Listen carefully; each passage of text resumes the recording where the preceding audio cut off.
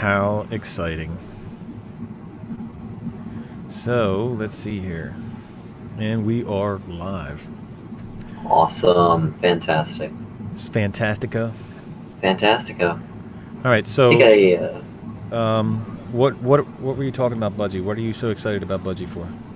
So I've been seeing some screenshots by big man himself, Ike, about some docs in Budgie having native doc support. That I saw that and I was just really excited about it. Well, I downloaded the test ISO, and how was that? The docs work perfect, dude. You can go on either side, top, bottom, left or right, and you can put it in doc mode, and it basically becomes Plank. That without is using awesome. Plank. Yeah, that is really convenient. Chip, what's going on? Free to be, Compro, what's happening? Hold on. You're muted. What did you mute yourself? I think did you mute yourself? I didn't mute you. I did, yes. Okay. Oh, okay. I was wondering, I was like, what happened? I gotta move my mouse off of the mute button.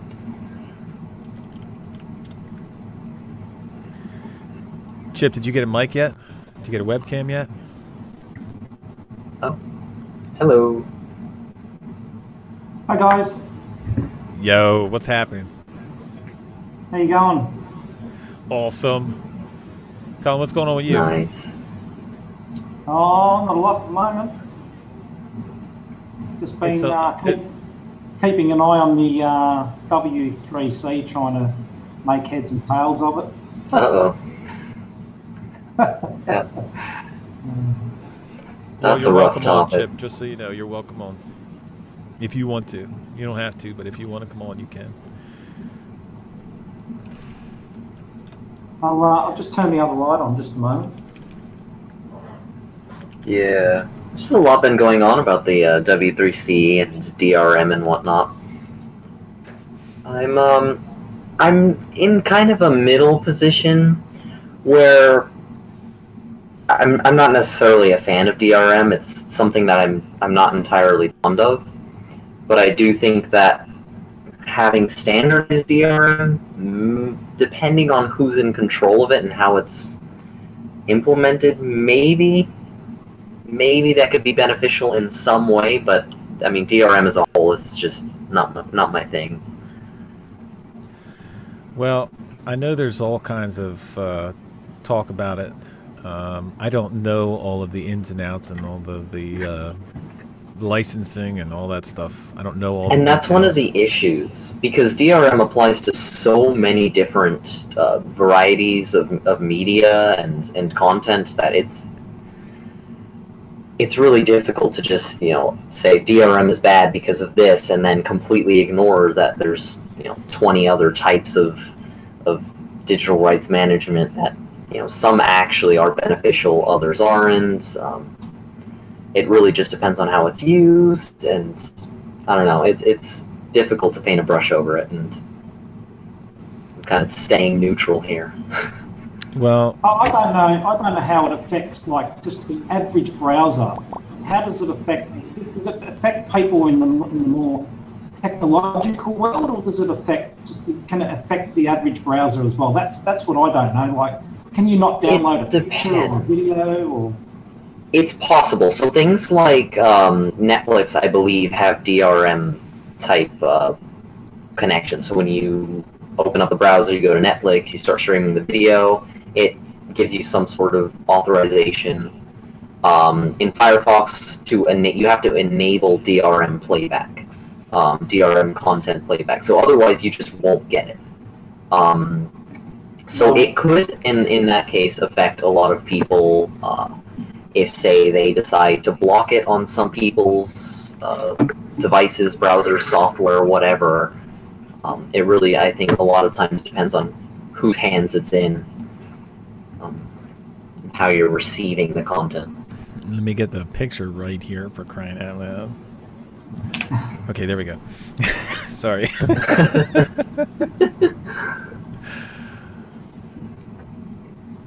So, Rocco, I haven't seen you around much lately. Not many videos. You've been working a lot, Rocco, have you? I've been... Look, it's summertime, and all of the bosses above me have vacation, so I'm covering for all of them. And there's not been a whole lot of time for much of anything lately, so... Fair enough. But I shall return. Yeah, what with? That's the question. Yeah. What are you running at the moment, Rocco? Which... You know what? I'm still running this whole Unity GNOME install that I had. This has been almost 2 months now, I guess. But I've been running GNOME a lot. And the other day I was having issues with it for some reason, some goofy issues with the extensions. Like I actually updated 3 extensions, and what happened was the whole desktop went goofy, and it came back on, and then no extensions were enabled. So I went into GNOME Tweak, and they were all disabled, every single one of them. I've lost all of my things in the taskbar and the tray and everything. So I enabled the ones that I had enabled before, and I actually had to log out and log back in to get it all situated. So I started to have minor issues like that, and then I switched over to I have Cinnamon installed alongside, so I was running that for a couple days, along with the adaptive theme like you were. And that's okay. But the only thing that I went back to GNOME was because when I would actually play like Rocket League, I was having like stuttering issues when I was running under Cinnamon. Now this is what I was saying a while back. Cinnamon has just the weirdest issues when it comes to video gaming. Even something simple like Minecraft, you'll get stuttering issues. It'll pause and then resume and pause and resume. And that's my main concern with Cinnamon, because it's on Mint, it's on Ubuntu, it's on Manjaro. You'll get it across. It's something within the desktop itself that causes the stuttering issue, and that's the reason I've stopped using it, beyond anything else. Well, I don't know what was going on with it, but it was having some... I was playing, it was just stuttering and stuttering. I was like, nah, done. So I went back to GNOME, and I don't have that problem. So, do you think it's because Cinnamon's got too many theming options? I don't know. Well, anyway, good morning, Zeb. Good morning. I don't think so, because I mean, with GNOME Tweak, you have just as many theming options as Cinnamon does. So it may have. I mean, I don't think either of them are any heavier or lighter than the other one. They're both about the same for me. So it's not like Cinnamon's taxing the system so much that it feels almost more like it's just a problem rather than the system's taxed, because my processes are not going crazy. My memory usage is not going crazy in Cinnamon. It just feels like it's just... I don't know what it is. Were you running in full screen? I'm sorry, what? Were you running in full screen? I was, yeah. Yeah, I've noticed that they have problems with if you're running something in full screen and then you switch to another window via Alt-Tab or switching the workspace, you'll have issues not only within the game itself, but the entire desktop, other windows and stuff. You'll get like down to 10 FPS at best. So if you ever want to Alt-Tab on a full screen window, go ahead and give it a shot. Yeah. That's another problem with the GNOME desktop as well. The biggest thing that I worry about is when you get it set up properly and the extensions will break, which I don't think it does it as much now than what it used to in the past. But I heard that they had set it up in a way where the extensions will not break anymore. But it sounds like yours didn't break; they just weren't enabled. Is that right? Is that what you were saying, Rocco? Well, I don't know if they set it up any differently now, as far as GNOME is concerned. In Cinnamon, they set it up differently, where the extensions won't hurt the desktop completely. But in GNOME, I don't know if there's a way that they've set it up differently, but that's the first time that that's ever happened to me too. So, and I've been running GNOME off and on, even through Arch and Antergos since Christmas, off and on. So that's the first time that it just basically reset the desktop, and like I said, all of the extensions were disabled.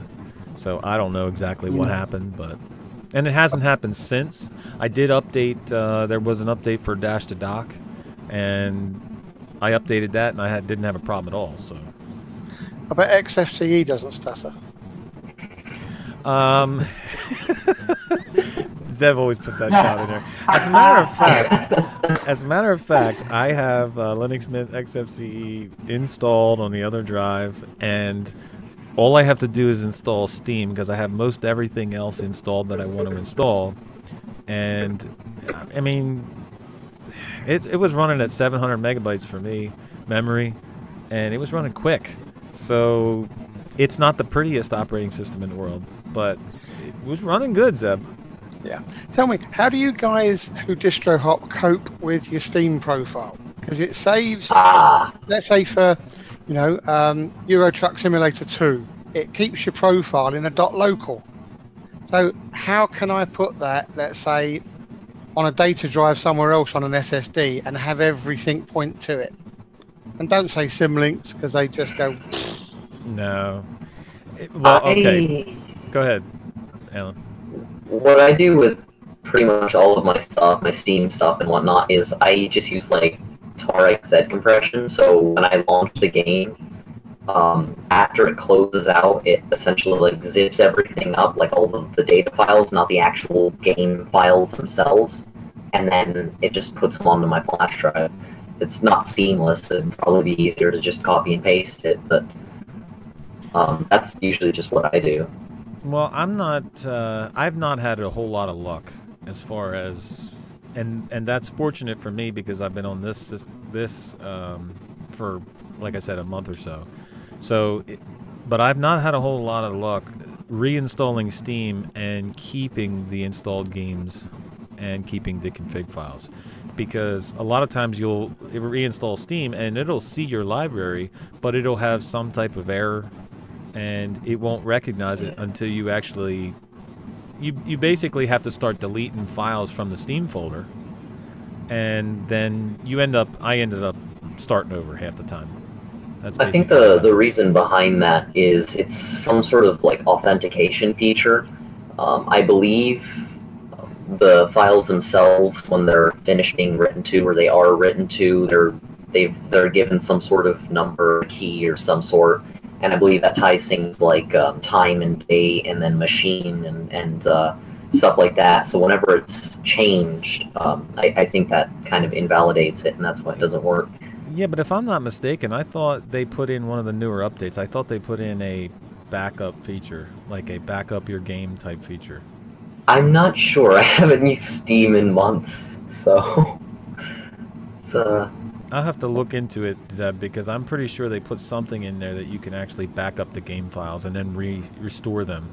Yeah, the way I'm getting around it at the moment is I'm literally just copying the mod file, or the mod folder, and the profile folder from local to local. And touch wood, so far, that seems to work, but it's just so laborious. It is. Yeah. It is, and... Go ahead, Colin. Can you not choose where you want to install your Steam client, or it just installs and picks up the default location? Yeah, you can tell it where to install the games, but your actual profile sits in your home directory .local. Yeah. User share Euro trucking. So I've not found anywhere how to put it somewhere else. Now somebody said I can use symlinks, but hey, I've been reading about symlinks for 5 years now. They still go. I don't even. The other. Yeah, they're pretty sure now, and I don't know how it works, Zeb, but when you right-click on a game in Steam now, there's a backup game files option. Now, I don't know how that works as far as your profile is concerned, but it may save your saved games and whatnot, your settings. I'm just going to try it now. See what happens. Keep chatting. It wants 1.8 gig to do that. Oh. Well, yeah. Well, it's going to back up the whole game file that you have, whatever game it is installed. Might take would be- a while, yeah. It would be bad if I backed up like Shadow of Mordor. It would be really bad. I You need one of haven't. those new 4 terabyte SSDs or something stupid. Yeah. I was watching a video today, and it was the guys over at Hardware Canucks, and they were talking about gaming on a USB, and he was showing a 1 terabyte SSD, like small thing, and it was like $1,000 almost. I was like, oh my gosh. But it was supposed to be like one of the fastest, and you could actually game on it without any hiccups. Was that a Samsung? Is that normally the best ones? I'm sorry, Do you know what? if it was a Samsung? Was it a Samsung SSD? Because they're normally the best at the moment. I wish I could Samsung remember ones. what it was, and I wish I would click on it, but then it would probably mess up my audio. It would probably stop the stream or something stupid like that. But it wasn't Dimitri from Hardware Canucks. It was the other guy, and I can't remember his name either. But I don't either. he did it was like a 10-minute video, and I didn't get to watch the whole thing. But I was just like, wow, that 1 terabyte. It was a 1 terabyte USB 3.1. Type C, was it? I don't. It was a. Yeah, probably, yeah. It was 3.1 USB, and it was like $998 something. Ridiculous. Yeah, I put in an order for an external SSD that connects via USB Type C. It's an Angel drive, and I think the one that I ordered was like 720 gig or something like that. But yeah, a terabyte would be super nice. Just plug that right in. I mean, they have 2 terabyte flash drives right now, like just straight in sticks. So Yeah, but the flash drives have to be fast enough in order and they're not. to play without any hiccups. And they did And a the other video. thing with Well, they did a video like a couple months back, and Dimitri did it. That he played on it. I think it was a extreme something or other. SanDisk Extreme. Yeah, and Yeah. he said, and they went through the whole thing, and there was no problems and no hiccups except with CS:GO, and that was where it like stuttered a couple times. But other than that, he One was of able the to play. other issues is USB has there's Windows isn't the only one that does this. I mean, a lot of it is hardware based, but there's like this kind of like power alteration mode, so it doesn't have like a constant rate. It'll like rise and dip, even if you're doing the same thing for an extended period of time. Right. And so that can greatly impact your performance in games. I've had, me playing Minecraft as I do. I've installed everything onto a USB 3.1 flash drive. It gets, I think, 36 megabytes per second. And I had stuttering issues just because of the fluctuations. So it's not necessarily the speed nowadays, it's just the stability of it that can cause problems. So having like an external drive itself, even if it's like those little packages, they're usually a lot better controlled than just a stick. Well, the question is it worth it to pay the extreme price for a USB when you can just, I mean, think about it now, $1,000 for a USB stick for that one he's talking about. And you can go build a PC for that, It's like, not even remotely worth it. I mean, get yourself an NVMe drive or something like that and just put it in. Yep. I'm just trying to think how Zebedee can... see, I've got my VirtualBox VM folder on a symlink to a different data partition. So every time I reinstall something and I install VirtualBox, then I just tag on to the symlink of VirtualBox, and I've got that Windows 7 installation there. It's always the same every time. So, and I think if you was to install Steam, once you've got that .local folder, if you delete that and then you tag onto the symlink folder, then that'll just pick up everything as long as it was copied from what it was originally. I just need to find a tutorial that talks about Symlink in English and not geekish. I'll tell you what. There's no single tutorial out there that gives you a simple step-by-step guide, one at a time. Do this, run that command, point it to this, copy it over to there. They all assume you understand geekish. Right. And I just don't talk that sort of techno language. It takes me forever. And once I understand that my gobbledygook is their thingamajig, I'm fine. But it's understanding what their gobbledygook is in the first place. I'm a bit the same. I'm the same way as you, Zebedee. And for me, I sort of I just muck around until I get it right, which is probably what you've got to do in Linux. But I tell you what, I don't play Steam, but I set up a World of Warcraft with Cinnamon. I was running Linux with Cinnamon on an Intel NUC, because I bought myself an Intel NUC Skull Canyon. Don't know if you know what they are.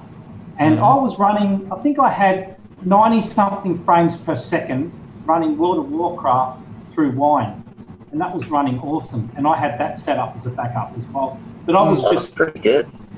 I was just trying it out. But I might try and see if I can do something for you, Zebedee. If I can work it out, I'll make a video for you. That'd be awesome. I see you on Sudo's videos, live streams and that. So I love doing things like that, because I've got a few little videos up on how to do certain things in Solus. They're only simple stuff, but I love working those things out. It gives me a challenge. Yeah, but it's that simple stuff, man, that helps people out. Yeah, it does. Yeah. I know. Because you quite often see on One of the people. things. Sorry, yeah, go on. Oh, sorry.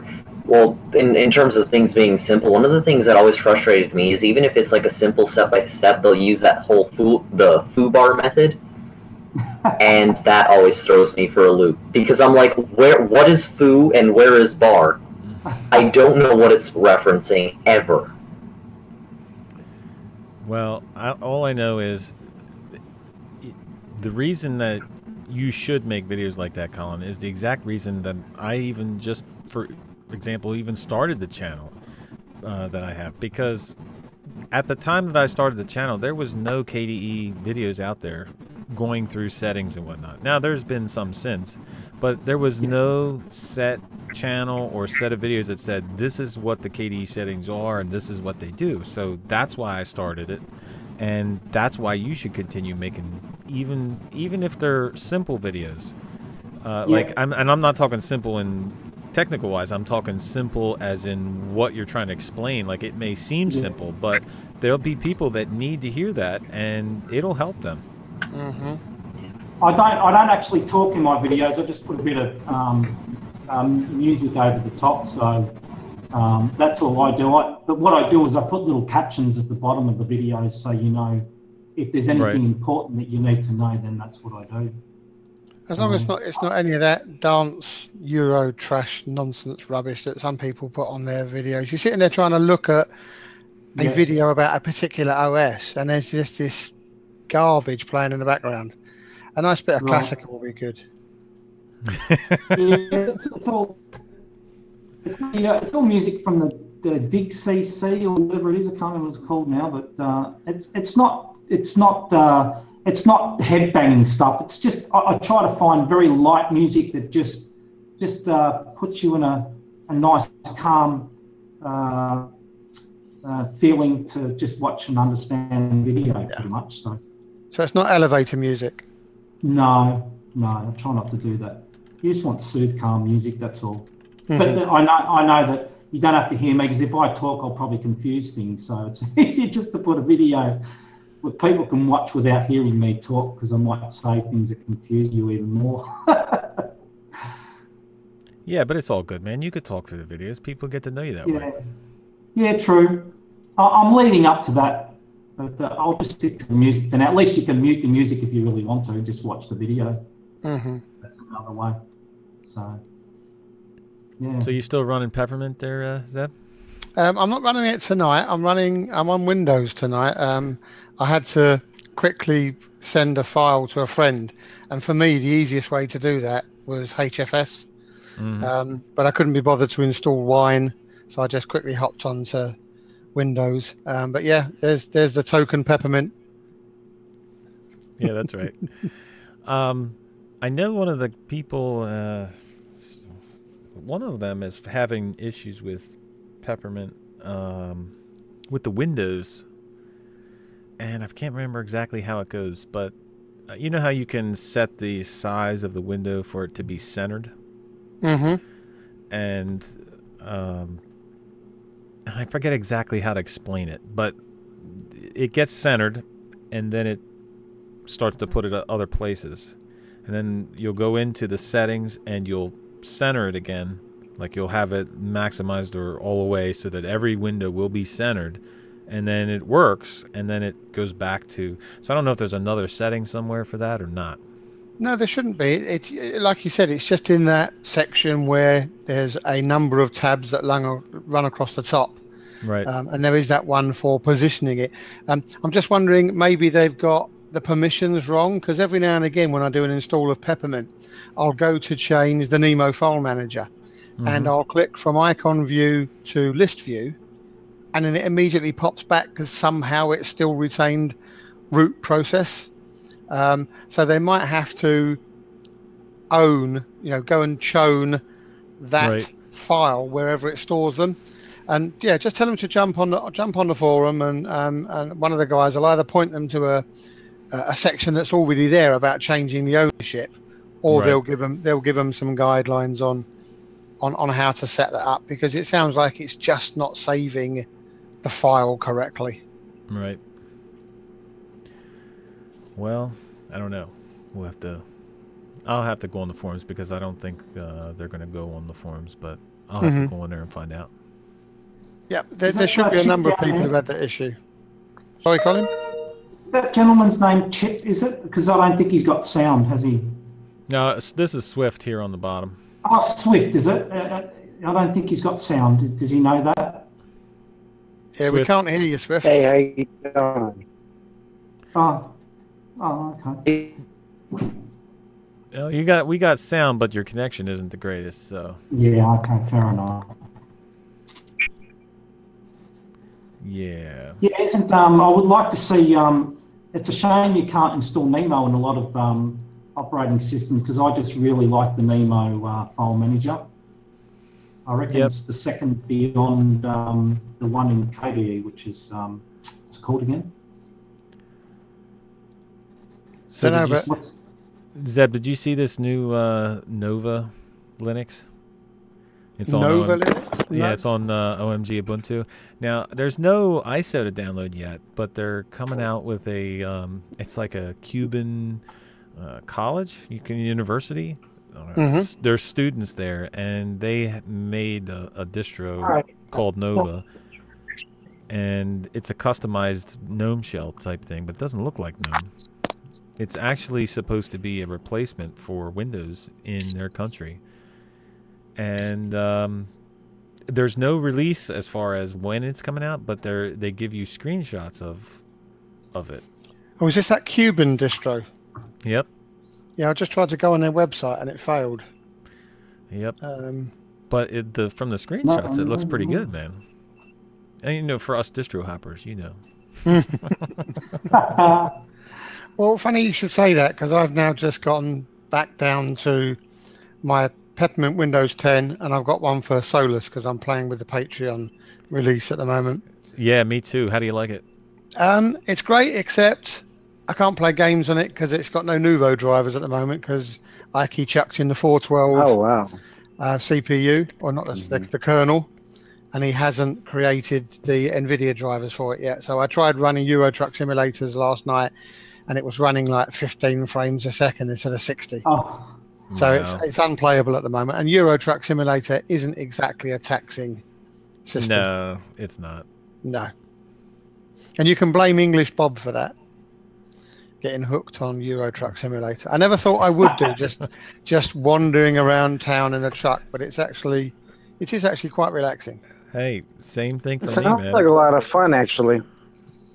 I'm not into simulator games usually, but I haven't tried Euro Truck. I've been playing American Truck Simulator, and I actually enjoy playing it, man. I don't know why, because like I said, I don't get into simulator games, but it is pretty relaxing, I have to say. Yeah, I'm spending an awful lot of time crashing at the moment, though.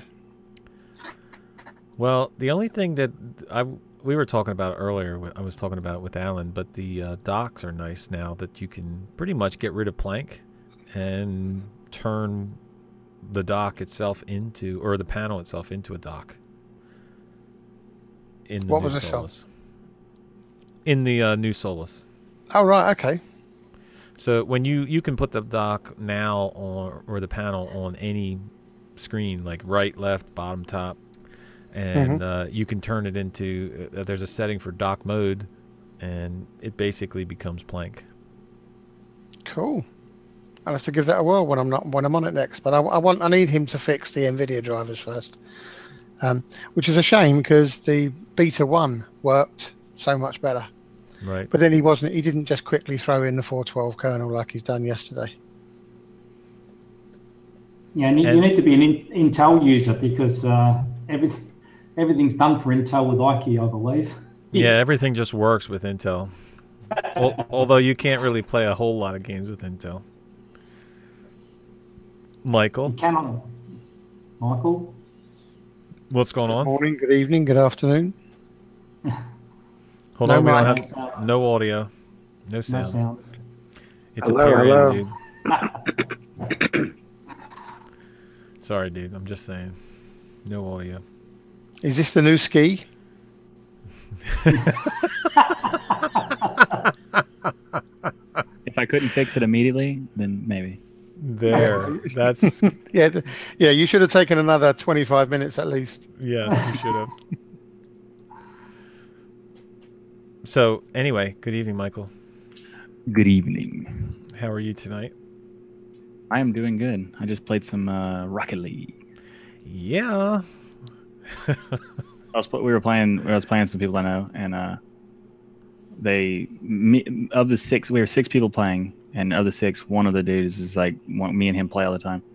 So we're like pretty high level, and the other dudes are not. So they're like, let's play 4v2. And 4v2? 4v2, yeah. Me and him versus those 4. And we won 3 games, and they won 3 games.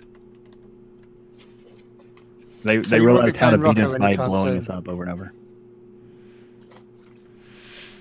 So have you two played each other yet? Yeah. That would be ridiculous. We played together, yes. Together, yeah. Not played against each other because that would be completely unfair. That would be totally unfair. He would kill me. But you're enjoying it. I'm enjoying it. It's a fantastic game. You should just not play people who've got a crap load of hours where you're just coming to the game. You know? Because it's like I can do a lot of things that he's not even seen before. So one-sided, dude. So one-sided. But when he's on my team, surprisingly he does well. Because he's got to play against people at my level, and I don't find myself having to yell at him much. Once in a while, I'll make a stupid mistake, but yeah, that's fine. There's nothing wrong with making mistakes. It's that, like, I had this one guy, he would make a mistake, and he was underneath me like a lot, and I let him play with me because he wanted to, and then he would make a mistake, and I'd tell him what his mistake was, and he would like argue with me, like he knew what he was doing. It's like, no, you don't. Like, that's the point. You're playing with me. What are you doing?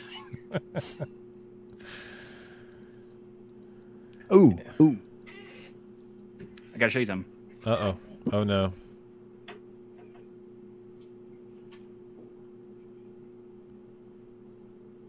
Nice. Hey. That's right. That's right. Linux is everywhere. T-shirts. Come on. Well, I mean, I got mine. It looks awesome. I haven't put it on yet, though. Why aren't you wearing it? Because I just got it today, and it's hasn't been washed yet, and it smells. Like the packaging they put it in, it smells. Cool. Wow. Yeah. Anyone tried running Gentoo on a VM in Ubuntu for Windows? No. Why would you do that? Why would you punish yourself that much? That's running a VM instead of a VM, basically. I don't know. I've never done that, Kirby. I'm sorry. I tried the new Calculate Linux, and it was a hell of a lot better than the previous version. And a guy called Serge pointed me to something called Porthole or something, which is a graphical installer for the software. Mm-hmm. And when it works, it's great.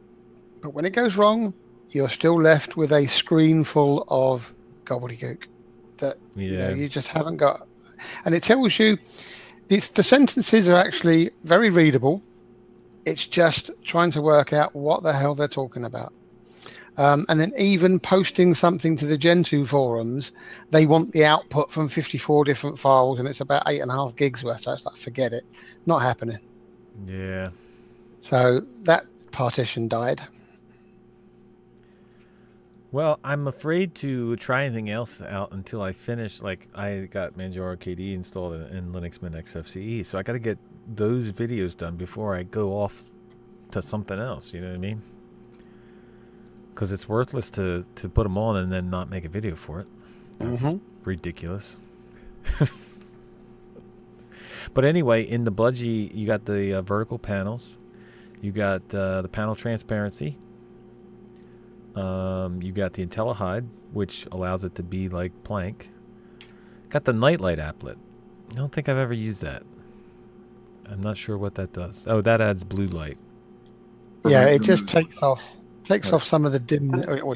Takes out the blue light. But I find that I can do just the same with XR and R.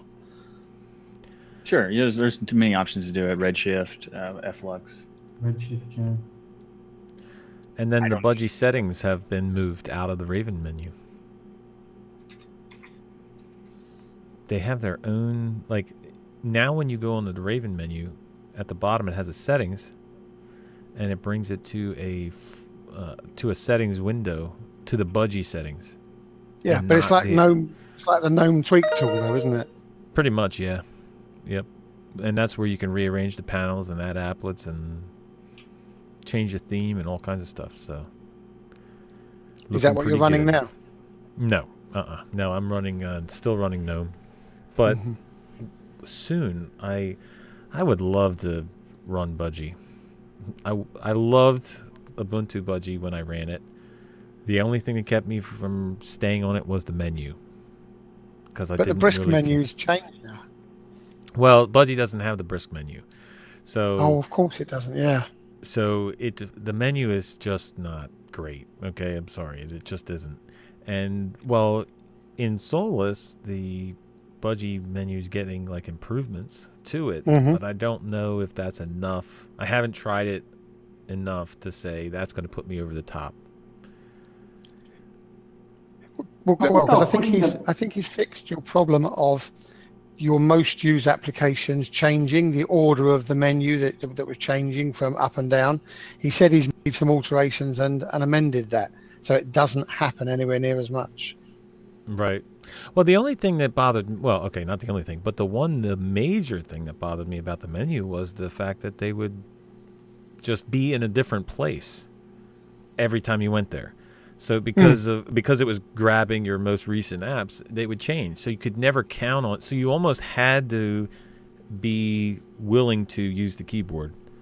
And I don't mind using the keyboard, but there's times where I don't want to use the keyboard. I want to just open my menu and click on it. And what would happen is that they would always change. It wasn't like you had favorites or anything where there's no options for any favorites. So they would just be in a different spot all the time. I think you'll find that's what he's changed. He's altered his algorithm or whatever it is. Well, hopefully. Yeah. And we've got a semi-naked Toss. Toss, what's going on? What's up? What's up? Mm-hmm. I see what you're saying. It's just a headshot. A headshot, yeah. How's it going? Awesome. Good. Just talking stuff, you know. That's cool. I just finished up a live stream some few minutes ago. It was just a free topic evening. Of course, it was Friday night, so I had to talk about ancient aliens, you know. But, ancient aliens, right? Yeah, that's one of the few shows I followed over the years. I used to follow Burn Notice. I don't know if you guys ever heard of that show. That used to be filmed in Florida. Of course, I used to live in Florida for almost 10 years. That ended in 2013. Then I started watching a show called The Blacklist with James Spader, another excellent show. But I don't watch a lot of TV. In fact, tonight one of the topics was how much TV do you watch? And apparently that's changing. Viewer habits are changing from TV to streaming services like YouTube and Hulu and the Roku and stuff like that. Right. I'm usually getting my information, entertainment, or producing entertainment or informational stuff with this, because for me, at least, when I produce something, it's also somewhat entertaining to do it, like an interact. TV, I watch History Channel, National Geographic. Heck, tonight I was switching channels, like between commercials. I was watching shopping channels on the latest technology stuff. Just to see what's out there. But yeah, I don't watch as much TV as I used to. It's just a lot of stuff is just boring. It's just crap, It's reality. It's all reality programs, and yes, it just does my head in watching all that stuff and telling it's so much more satisfaction watching Linux videos on YouTube. Yeah, so that's what it is. I have an app. I got a streaming app on my Xbox One. I think it's called Crackle, free movies. I'm sure there's a few others, but I don't have a subscription to Hulu or stuff like that. Like I said, it's on my Comcast box. I have the on-demand feature, which is nice. Like today and yesterday, I was binge watching the Blacklist. I had missed the last half dozen shows, but that's what I watch. It's I watch that show because the writing is tight. It's good. It keeps me hooked to the next scene or whatever, and not too many shows do that. But yeah, it seems like a lot of people are transitioning from TV to streaming services because it's just more. It's more accessible, there's more choices, and you watch what you want to watch at your own time. And I think that's the future, or at least part of it. So, Wasn't it Comcast that was recently hacked and lost a load of passwords? Really? I don't know. I read something, and I'm just trying to find it now. Oh, it was one of the big American ones. I need to log off here, but no. Yeah, right? See what I'm saying? Michael, is your mic working? I don't think your mic's working, Mike. Yeah, he's got his Tux Digital thing up, so we can't hear you. Yeah, your mic's not working. Darn it. You need to put tuxdigital.com/ski2. He's just going to use Ski2. Where is Ski? Why hasn't he been on recently? I don't know. I think he got mad because I kicked him. I don't know. I had to that night. I had no choice, dude. Was he drunk that night? I think so, wasn't he? He must have been. He was drunk and he was arguing with me about my own project. Is that what it was? Okay. Yeah, I remember that. He seemed like he had a little bit too much espresso coffee that night or something. But it wasn't just that he was arguing, because disagreement is one thing, but then he started to get he started to get a little goofy. That was? Well, we did a conversation, Rocco, that one night last month, me, you, and him. You remember towards the end? Mm-hmm. We had the guy from Belgium. We went off into these weird topics. That was funny. I forget I don't know which if it was night funny. I was kind of scared at that time. Well, it kind of ventured off, but it didn't turn out that. I mean, I know what you're saying, but it turned out to be okay. I thought it was. Yeah, I mean, yeah. In the end, it was okay. Yeah, it didn't cross the line, as it were. So it was on the edge. But that guy from Belgium, I remember that. Yeah. Oh, you did? Okay. Yeah. Then we talked about Rocky and the Terminator, and you remember that? Yeah, and Toss was. I think Toss, you were doing your Rocky impersonations or your Terminator impersonations, or something. Yeah. What did we say, Rocco? What if there was a conference call, a meeting about Linux, and we had Rocky the Terminator and somebody else, so we could have Terminator, Arnold come in and say, "Good to be here," Yeah, it was like a podcast, wasn't it? Yeah, good to be here. It's the podcast. Let's talk Ubuntu. Then we could have Sylvester Stallone come in, yo, KDE, or something like that. No, it'd be more like, Hey, yo. you can Chip, understand. It's not your- long. Chip, is your audio working at least? Yeah, I think so. Yeah. We can hear you. Mine works for sure. No video Yours anymore. works. Finally. So I thought the latest Solus build was having the brisk menu. Has the menu changed at all, or is it That's still the same as Solus the old Mate one? edition. No, I think it's the old one. That was me getting confused. But I thought they were going to update. I thought I read somewhere on their site that they were looking at implementing the brisk menu also in the Budgie build. That'd be kind of weird. I don't know why they would do that. No, I think Ikey had said that the brisk menu was going to stay a mate menu. Did he? Oh, okay. Maybe that was something early I read. He said that I know that he said that they were going to have brisk-like features in the Budgie menu. Oh, is that what it is? Oh, okay. I mean, it doesn't make sense because Brisk is being made for Mate and it's being made for GTK. It doesn't make sense to put it in Budgie because Budgie is being turned into QT. Or of course, cute. QT, really? Supposed to be cute. Mate, let's not go down that one again. Yeah, right. That's why my principle is I try to say it right, but it's been drilled into my head for so long it's hard to remember the cute part. Yeah, well, I come from Australia, mate, so I'm not sure how to say that one. Cute QT. Yeah, So I always Chip- said QT Q-tips. for so long because I didn't know until like probably 6 months ago. Q-Tips OS. Why not? Right? Chip, what are you running right now, probably man? exists at this rate.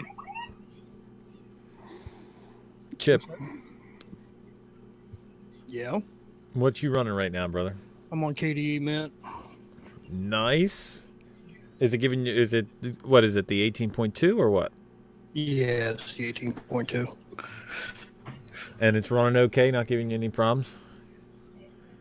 Oh no, it's running like a champ. I love it. I've been on it since see, what was that? Last Wednesday or Thursday? Nice. You said KDE Neon? No, Nice. Mint. Mint, is it? KDE Mint? No, yeah, Mint. Okay. Mint. Yeah, not Neon. Yeah, Linux Mint. But that's Can running anyone 5.8, right? Plasma. Yes, 5.8. Yeah. So that Can anyone shouldn't give you any explain how problems. the K-Wallet works? How does the K-Wallet work in KDE? That always, I don't understand that thing. What's Okay, it so all what about? it does is it's basically like this weird game. It's a thing where its intention is to frustrate you so that you remove it. But the game is you don't remove it, you disable it. Right. Because otherwise remove it breaks things. Disabling it makes it perfectly fine. What's its purpose? To annoy you. It's it. That's the only purpose That's ever. no one else could explain it. Nope. I mean, I actually looked into it and found the answer. But really, fundamentally, it's to annoy you. I mean, to be honest, though, without the jokiness, it's just a password manager kind of thing, but it's not just a password manager. It's a everything manager. So it does passwords, it does Wi-Fi passwords, it does regular passwords, it does SSH keys, it does all these other things. It does GPG, etc., etc., etc. And the It does problem all is them and nothing. it's because it's KDE makes great things, but they don't make like a mid-tier level thing. They make a fantastically awesome thing or stupidly frustrating thing. So is it like the System D of Init? No way. I mean, System D is actually awesome. They do some stupid things too. Actually, I guess you're right. Now I think about it. And have you seen Netrunners been resurrected? They're now on Debian. Yeah, seen that.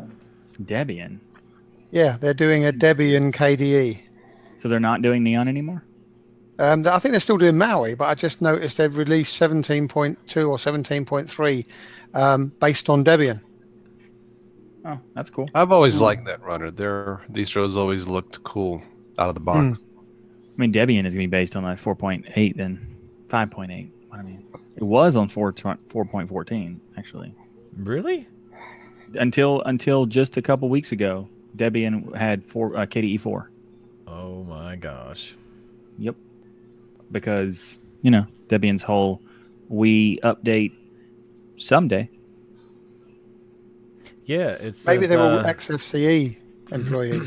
Netrunner's going to ship with an upgraded stack of KDE Plasma on top of an updated Debian testing. Nice. It's interesting. I mean, if they keep up to date with testing, they might actually get, you know, later versions of KDE then.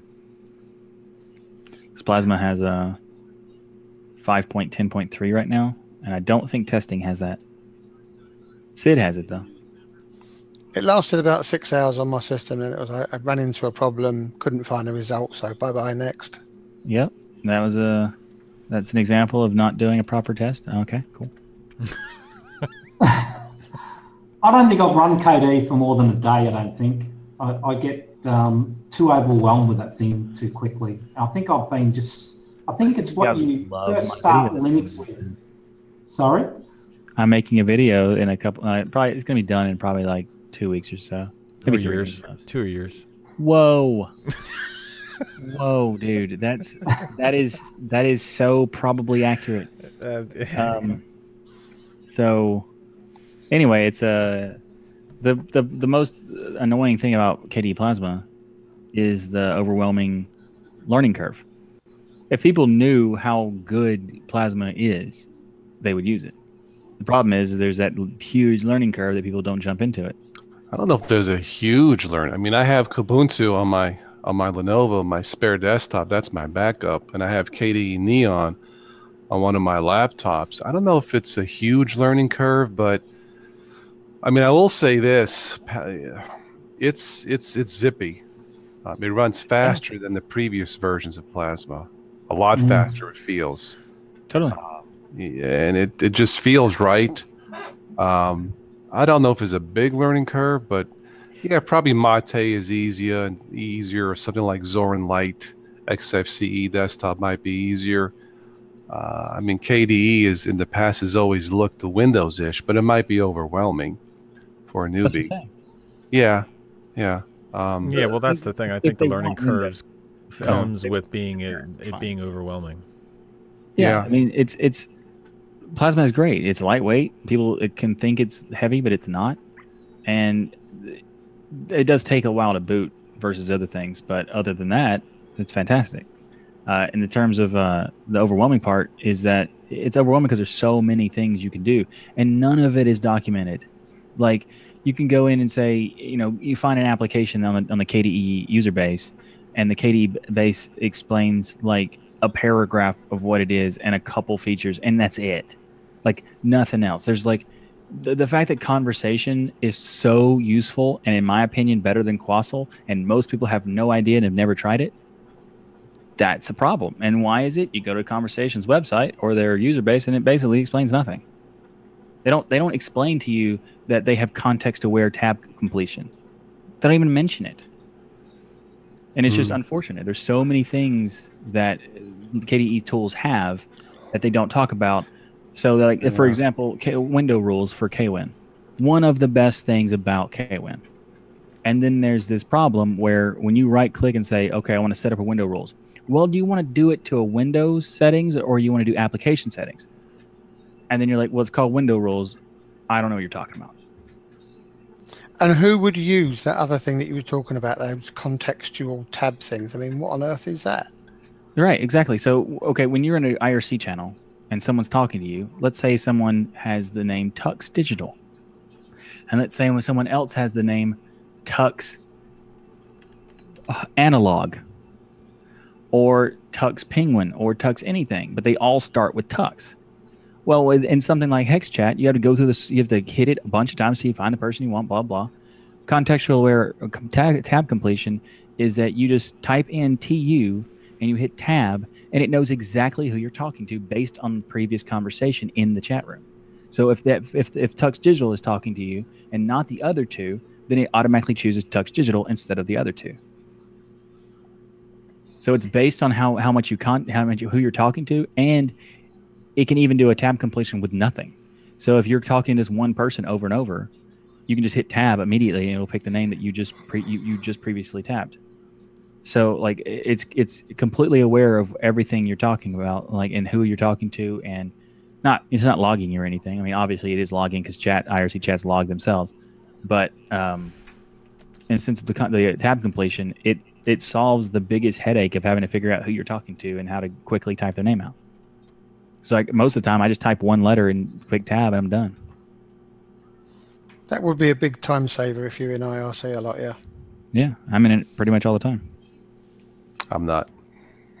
No, I can honestly say I don't use IRC at all. I think once years ago, to interact, but once I got comfortable doing the YouTube. Did you just get the look? I did. I got the finger too. I mean, not that finger, but I got the pointer. Sometime we're gonna go over IRC. Actually, I have a video coming out. I don't have that long a time to wait, dude. I know. Well, I mean, you've waited this long. You might as well. Right.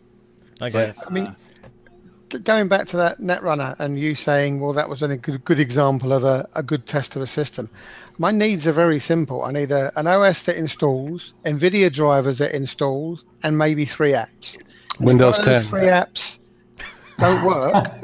That's it. I'm not spending hours and hours in a forum trying to get the damn thing to work. The moment you said video drivers, Linux is a hit and miss big time. Still, I have noticed. Yep, it is. They've got a lot better. Yes, they have. A lot better. They have. Yeah. But it's still a hit and miss in general, because how do you know until you install it? In my Linux Mint, I'm in Windows 10 now, but in my Linux Mint, my screen goes blank. Just blacks out at random times. You don't see it, I do. It doesn't affect it. It's just like a special effect on comp is black and then comes on. But it's it's the video drivers. It's just one of those things, Mm. That's why gaming in Linux compared to Windows, even though it's getting better, it's horrible as a whole. It's just horrible, but yeah, it's getting better. It's not there. It's not where it should be. No, I wouldn't call it horrible. I would call it subpar. I would. Okay. I don't think it's horrible because there's so many games you can play that don't have these problems, and it also depends on your setup, like your hardware and your distro that you're using, what problems you have. So like I wouldn't call it subpar. I mean, I have perfectly fine experience playing most of the games I play, but there are games that I can't play, so that sucks. So I would say it's not up to par, but it's definitely not horrible because you can do it and it is enjoyable. Well, I mean, with Windows, I never, ever, ever had problems playing games unless my computer wasn't fast enough or something, like a single core years ago versus what I have now. But in Linux is predictably unpredictable in general. Now, if there's a user out there or a newbie or a beginner, doesn't really care about games, just wants to get on the web and feel safer versus like malware and ransomware. You can't beat Linux in general as a whole. But I still get the comments on my channel, if you can't do gaming, forget Linux. I'm like, okay, sounds reasonable. I think it's reasonable. If you can't do gaming reliably, I guess is a better way to describe it. You can't play the AAA games, but there are thousands and thousands of very playable games on Linux. And Steam has brought it along leaps and bounds. I wouldn't mess around with wine and all that sort of stuff. I don't. I agree. Once again, it's those pesky video drivers. You just never know. Yeah, that's true. But it's just a fact. Now that doesn't mean it sucks or anything, or I don't recommend Linux. I always recommend Linux to Windows, at least to try it.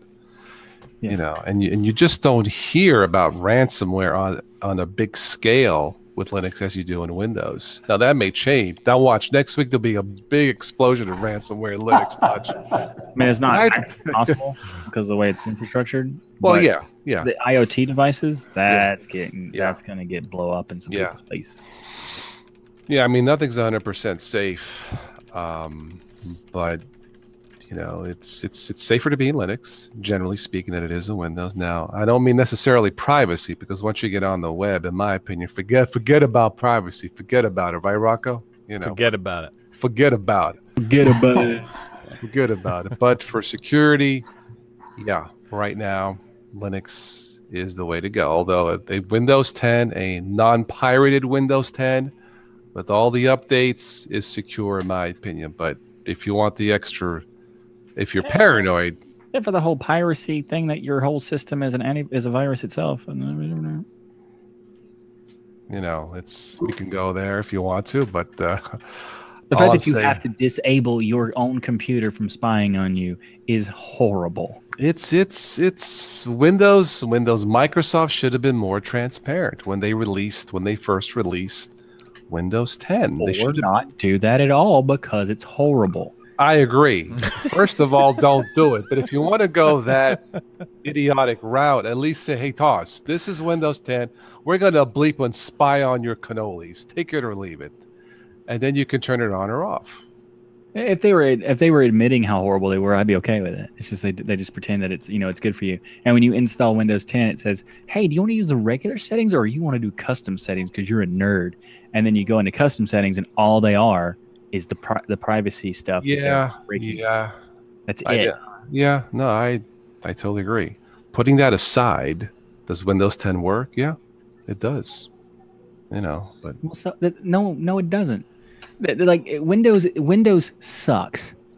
People make apps for Windows. That's totally different. Okay. If you compare Windows by itself and Linux by itself, and you don't talk about what apps are available for which, it's 100%, 1,000-fold Linux wins. It's purely when you get into, games are made for Windows, applications are made for Windows. That's it, done. Like, there is no one ever says, I have an actual merited argument of why there has any value to Windows itself. No one. Because there isn't one. It's just applications, games. And that's a valid reason to choose Windows. That doesn't make Windows better.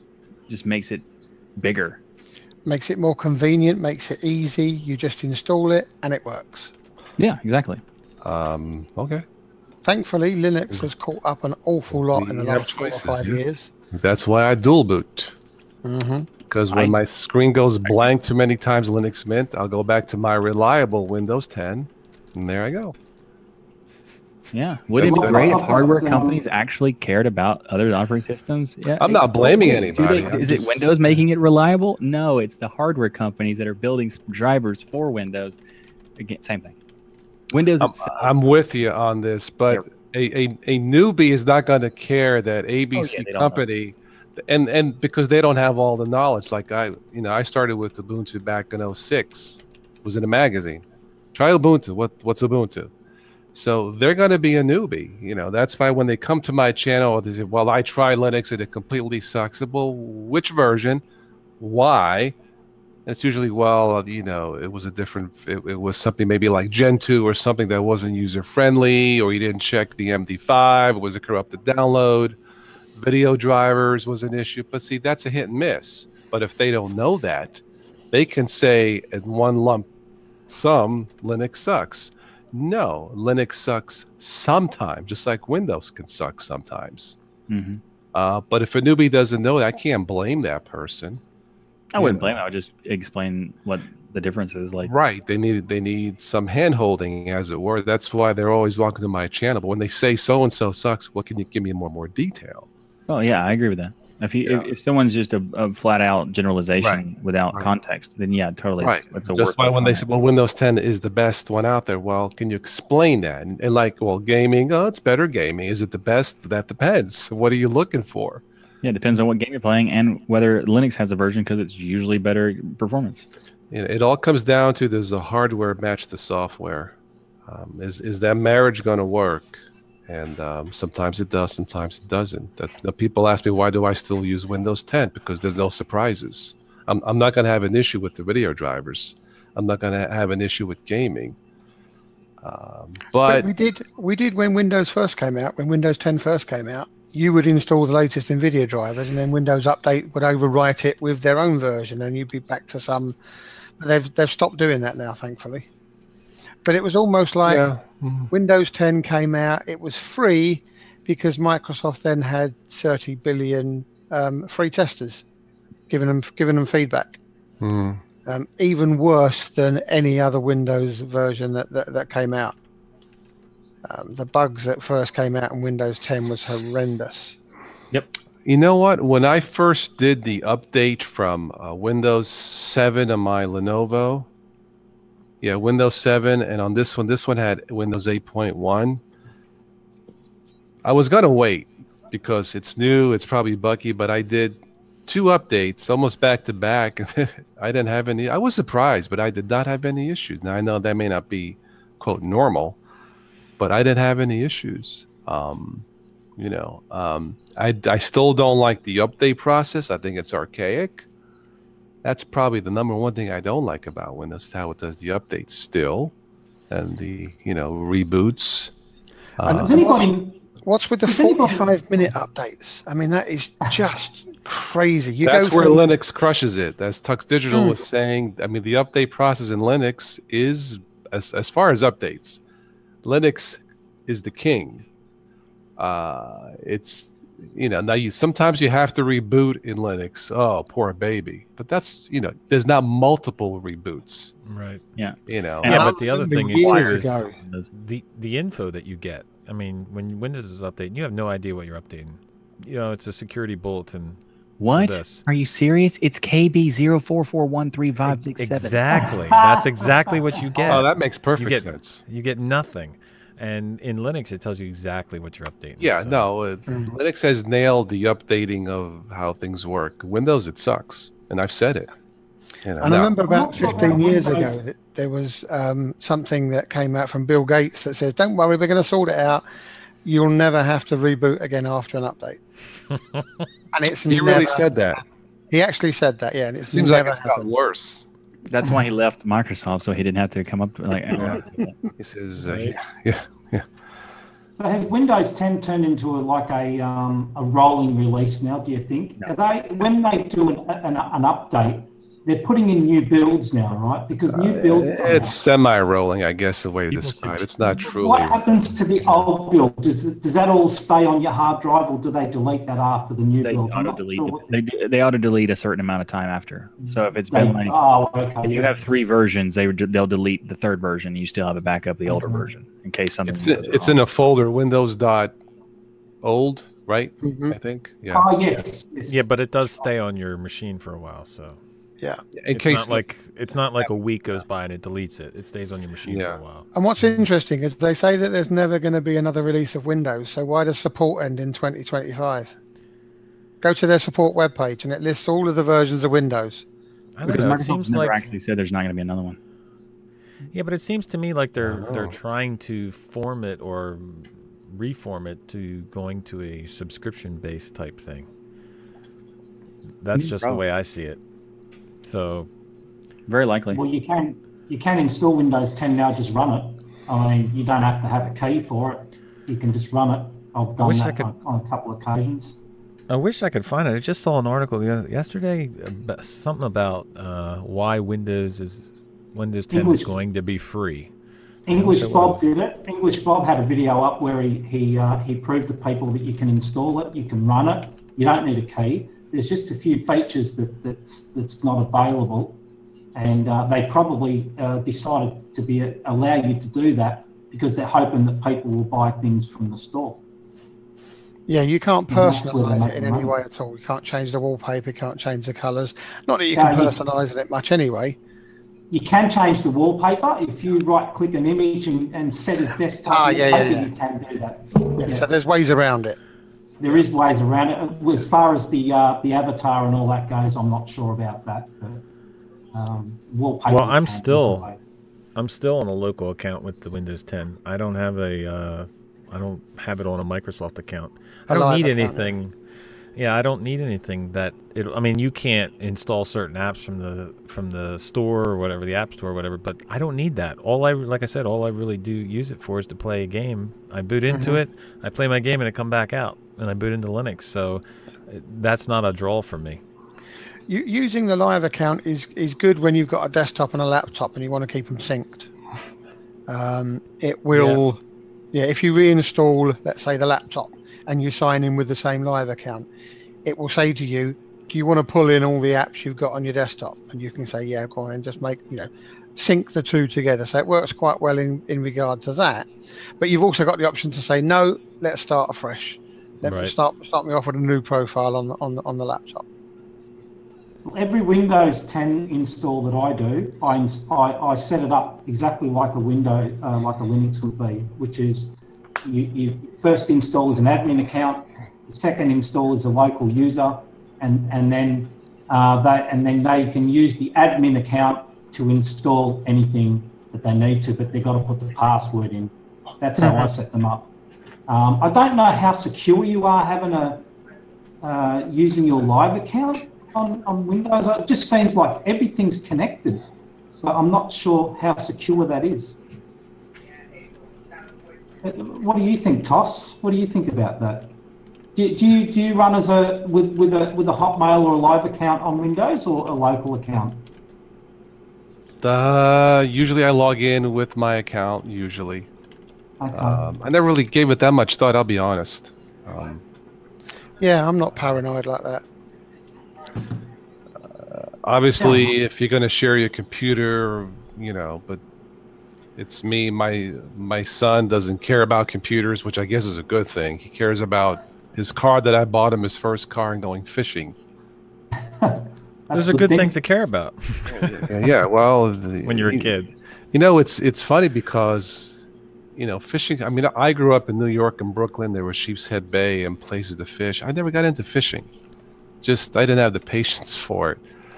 But excuse me. But just one of those things, man. He knows about fishing and baits and what kinds of bait, what kinds of fish. I mean, it goes over my head. I'll go to Kroger's and buy some fish, frozen fish, but that's as far as I go. But as far as the accounts, I never really gave it much thought. So I suppose it really depends on how fussed you are with privacy and all that sort of stuff. Because at the end of the day, if they want your information, they've got it all anyway. They've already got it. You've used Google, you've used your Android phone. You've gone to the bank and given all them the information. That's not a reason for any. That's not a reason to excuse anything. That's a reason to cop out to not care. Yeah, I'm not excusing it. I'm just saying there's too many tinfoil hat people out there, and I'm just not one of them. Okay, there's one for being tinfoil hat, but there's also, if they have, it's illegal for these companies to share the data they collect against you, unless you agree to it. But if you don't agree to it, they can't do it. They're doing it, but they do unless they make a law like they did that they can for them to do it. Unless someone, No, I've been involved in an accident. That's the only thing, and they can give data, like an aggregate data, that they can sell that, but they can't sell individual data. The difference between Google having your information about your search history is Google has it. Yeah, they can aggregate it and sell the data that they collect from everybody else too. They can do that, but that's not your whole system tracking everything you do. No matter what it is, whatever files you open, whatever websites you go to, what you click, what applications you use, everything. And Microsoft has it all. So they have absolutely everything on individuals. The only way Google has that is if you use Chrome OS. Exactly. Or a Chromebook. They could totally have that part, but the fact that the entire system is that's the problem. Not that they're also tracking. It's that they are the operating system, whether you're online or not, is tracking you. So what's legal and what's illegal? I mean, how do you know? One of my friends, he's a retired attorney. We were talking last week about Wall Street and the bankers and how they get away with, doing things, and then they move to other jobs and get bonuses for doing it. But in Iceland, they put bankers in jail. You get caught, mandatory jail time, I guess. I'm thinking, so they put you on ice. if you're a bank. I think that's awesome. You know, here in the States, you did what? You stole $50 gazillion. Now, if you promise not to do it again.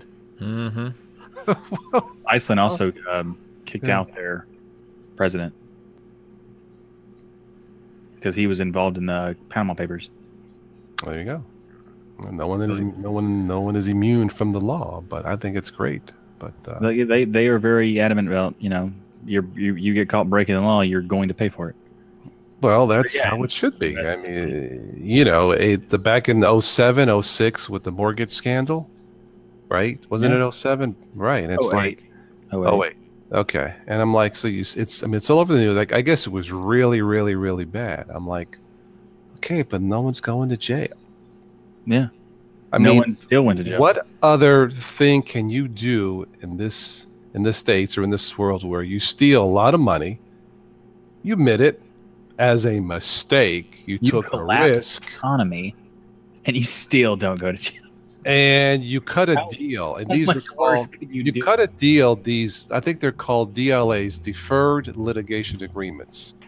And I kind of read up because I was fascinated. I'm like, dude, that's a hell of a piece of work to have a job like that. And what it is, basically, you get caught stealing, you know, whatever, through these stocks and derivatives and stuff, $1 trillion or whatever it is, as part of a group, a special club. You go in front of the Justice Department or a lawyer or whatever. If you promise not to do it again, you can sign this deferred litigation. You promise not to do. You're off the hook. You're, quote, fired. You go to another. I already had $1 trillion to pay lawyers. Well, there you go. There you go. The fact that they ruined the global economy and still nothing happened is. They got bonuses. Yeah, that's literally what happened. Yeah. No, I'm not trying to be funny, but first I'm like, nah, it can't be. They got bonuses. I'm like, so when they say, well, it's illegal to do that, who sets the standard? Or the best part is when a CEO of one of those companies gets like, you are getting reprimanded. You are fired with a pension. That's like extra $20 million for no reason at all. How dare you? There should be a law like in Iceland. You get caught, mandatory jail time if you keep your mouth shut. If you talk, we're taking one of your kids. How's that? But you get the same in the UK. We've got a very spotty NHS service, and there are managers that trot from one area to the next, and they fall from one 250,000 job having ruined one area, and they drop straight into another £250,000 job, and they still retain their pension. It's just obscene what happens at the top. If you've got money and you know people, you can get away with murder. Well, my cousin, I have a relative who's retired. He says, "Well, I don't believe in jail or the death penalty." I said, "Why?" He says to me, "Name one rich person. Yeah, name one really rich person who either went to jail or got the death penalty. A rich person." I'm like, well, doggone, I can't think of one. He was right. I mean, most rich people don't do stupid crap. Like the vast majority of them. They might do some underhand stuff or do some things that are weird, like I'll take a company, break it up, and then sell it off. But that's not illegal. I don't know, man. I mean, most of them, because they know if they screw up, they have a giant magnifying glass on them. Some of them are stupid. Some of them are super stupid and will do things horribly, and they still get off. OJ. Well, I don't agree with the death penalty, but that's for other reasons. But I do believe in jail. I'm okay with jail, but I don't. I'm okay with jail. I'm okay with jail if they fix the mandatory minimums. That's stupid. I'm kind of okay with jail the way it used to be. You know, like ration food and. Yeah, just don't tell me jail works, because it doesn't. Take away your Linux desktop. Sorry. Yeah, right. the non-country club jails. That is sadistic. But there's things that, like, you know, there's certain parts of jail that could be good. There are certain jails that have good things that they're doing. Like they have there's like debate clubs in jail, where they teach you how to have like a good argument for when you go into like business law and stuff like that, where people literally are trained business law and criminal law in jail and have become lawyers outside of once they got out. That's happened many times. And there are things that they do that are good, but there's also death penalty is horrible because it's a complete way. It's not only is it inhuman, it's a waste of money, like a ridiculous amount of money for nothing. It doesn't work. Yeah. Hey, let's spend 10 times as much money to kill this guy, or throw him in jail for the rest of his life and save the money.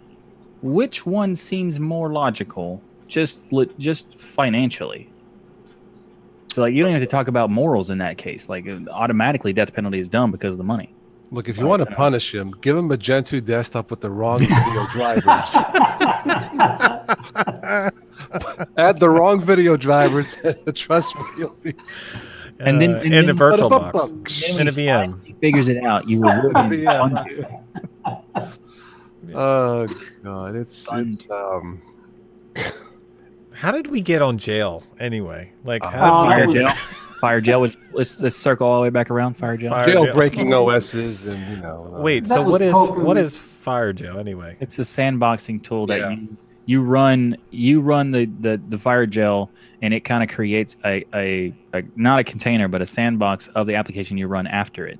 So it processes it runs itself, and then it inside of itself runs the other program. So it creates a sandbox sort of thing where it's not a full sandbox. So that's why when people say it's like, it's a sandbox, so it's like, not exactly, but it's more so than what we have by default. So there is some sandboxing. It does create its own custom files and home folder stuff, and you can purge the stuff and really easily.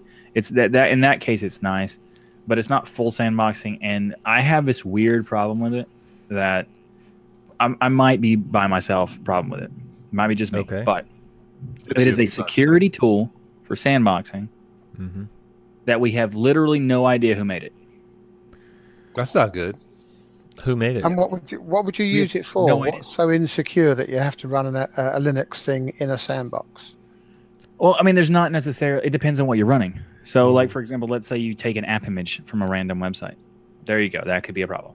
If you take a dev file from a random site, right, no problem. If you install it from your repo, you're fine. No big deal. So you don't have to worry about typically. It's just an extra layer of security. I mean, Windows has always had sandboxing software. I tried it once. It seemed like it ran slower. It does. But Sandboxy, I think, is one of them. Sandboxing. Sandboxy actually abandoned it because Windows 10 made it ridiculously hard to sandbox stuff. Is that what it is? Okay. So Is that Windows 7. Is that how ICE works? Is that how ICE in Peppermint works? Is that a sandbox, or is that? It's not a sandbox. No. It's a separate window, is it? It's a separate session tool. Okay. Peppermint is more web apps based, right? Isn't it? Yeah. Well, it has the ability to use web apps, but it is a 100% usable distribution that just doesn't install 500 worth or 5 gigs worth of applications. It gives you a base, and you can then install what you want on top of it. So, yes, it has ICE, but it's not a web-based OS. It's not a replacement for Chrome OS. I don't think he's asking that. I think he's asking about what ICE specifically, not Peppermint itself. Yeah. But he then went on to ask, is Peppermint I didn't hear that. a web-based OS? It can be. It can be a mixture of both. It can be one or the other. It originally started kind of like a web-based, but it very quickly switched away. Yeah, I think 1, 2, and 3 were predominantly web-based, and then they created ICE. So 4, 5, 6, 7, and 8. It's just a distribution that has this ICE application on top that you can use if you want.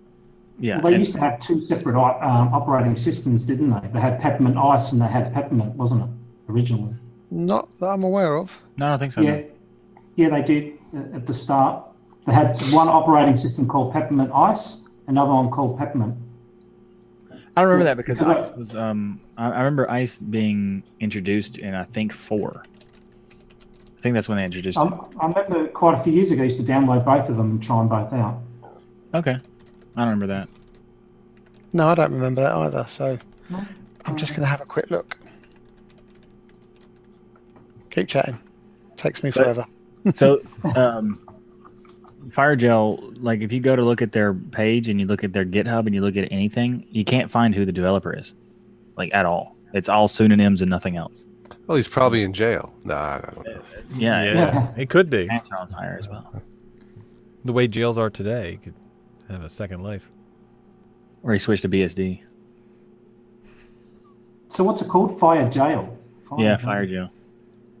It's a cool idea, but for me, I'm not going to trust some anonymous guy with security. That just sounds ridiculous. I just tried the other night. What did I try? Komodo AV antivirus for Linux. Really user-friendly. Well, sort of a user-friendly GUI. A lot of options, maybe too much. But then when I try to install it, error. Do you want to fix the error? You know. So, What was it called? And that thing Komodo. too. Oh, Komodo. You know, I couldn't give it a thumbs up for beginners because what did I write? It was tarnished with all these errors. I got it working, and it seemed fast in terms of the speed of the scan, but there really isn't. I tried Sophos. That is not newbie friendly at all.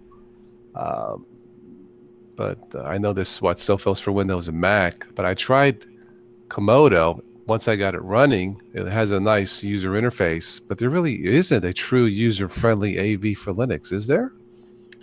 There's the one in the repositories. What's Clam is fine. ClamTK is the closest, right? Yeah, I it's think, fine. Yeah, but and then people comment, well, you don't need one in Linux. Well, maybe not Technically, today. no. Yeah. But even if you did,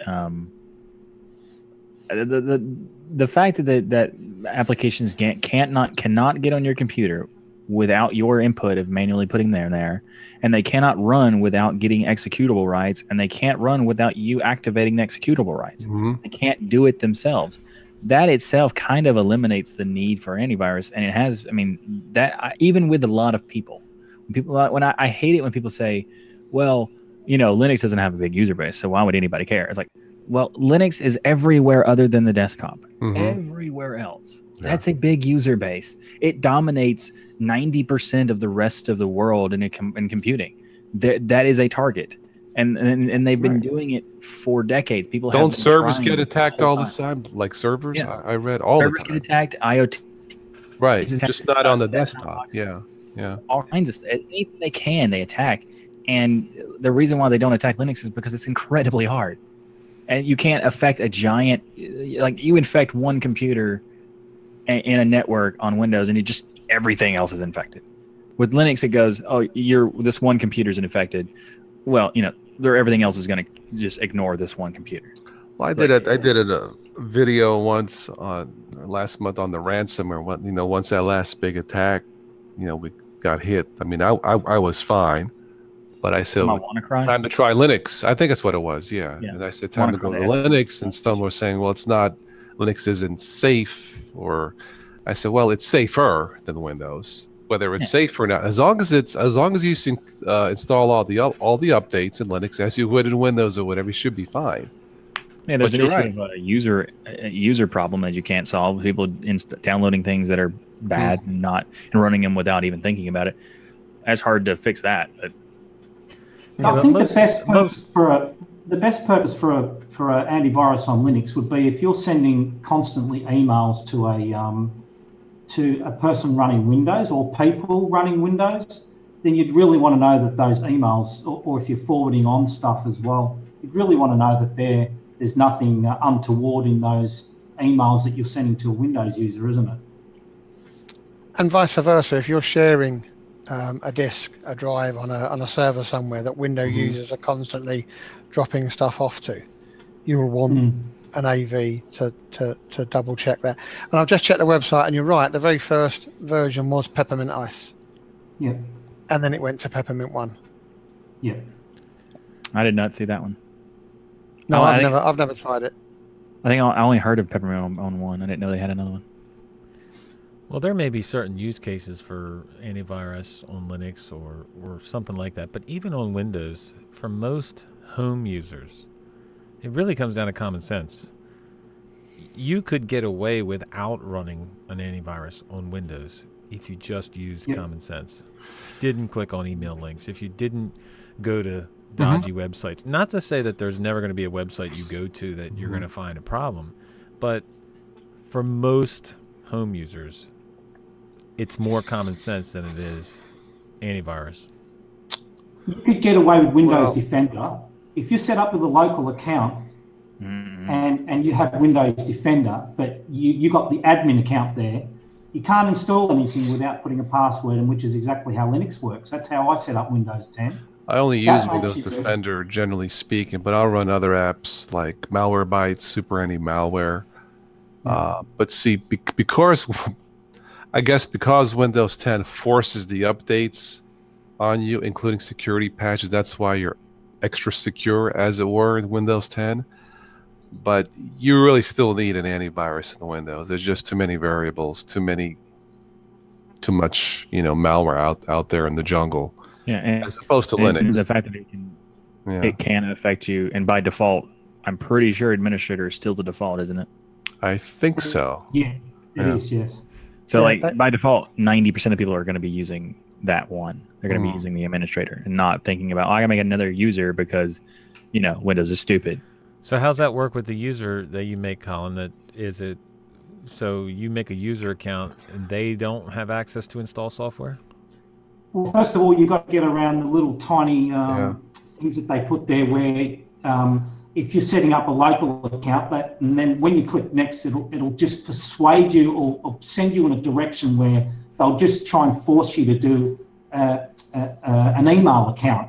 But if you look at the small writing there that's not very outstanding, you can set up a local account. The first one would be an admin account with a password, and then you set up your second local account once the admin account's all started up and it's all completely installed. Then you install another local account, and then you log into that. So you're protected because you can't, even if under your local account, if you install something, it will pop up, put in your password just like Linux does.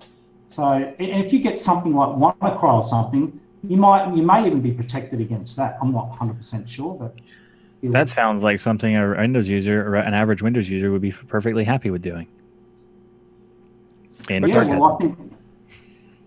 But don't you have that automatically with the user account controls, UAC controls? If you set UAC controls high enough, you say yes, but there's no password, so I don't know what the difference between those two is. The difference is that if you click yes, that the UAC structure is just another thing for people to ignore. So it doesn't even matter. It doesn't do anything at all. Yep. So like the password system, and people will go, well, I don't want to write out a password every time I want to do something. Like, well, in Windows, you would have to do a lot of things with the password, but with Linux, the way it's built, you don't have to. It's just when you want to change fundamental things. Whereas when Windows, the reason they did the UAC the way they did is because you'd have to insert your password like 100 times a day, and people would be hating that. So they're like, yeah, just click yes and you just move on. Yeah. And then people realize, well, you're just going to get blind to it. Do you want to install this virus? Yes. You want it? Yes. Yeah, exactly. You want malware? Yes. It could literally say you are installing virus. They will go, okay. Is your computer suck? Yes. Move on. It's true. That's true. But I mean, I do run mine as a local account when I'm using Windows, which is very rare. But I mean, you should use it as a local account. That's one of the things. Yeah. One of the tips to make Windows more secure is to turn it into a local account. The problem is the fact that you have to do that is ridiculously stupid. Like it's just it should by default. They should have learned 10 years ago that is one of the reasons why Linux is more secure. Is just do that. Yeah. But then they have to make it more difficult. And you're like, well, we can't. We have to make you do passwords every time. We're like, we don't want to do that because, then we have security of some kind. Because that's ridiculous. Who wants security? Then they make Microsoft Security Essentials, and people go, it's the greatest antivirus ever. And then Microsoft says it sucks. Do not use it. It's the baseline antivirus. It's to say other antiviruses should use our antivirus as a reference point. Do not use it. When the company who makes it says don't use it, holy crap. And funny, the funny thing is like How To Geek is they used to make articles about it and how they were saying how it was good and it was good enough.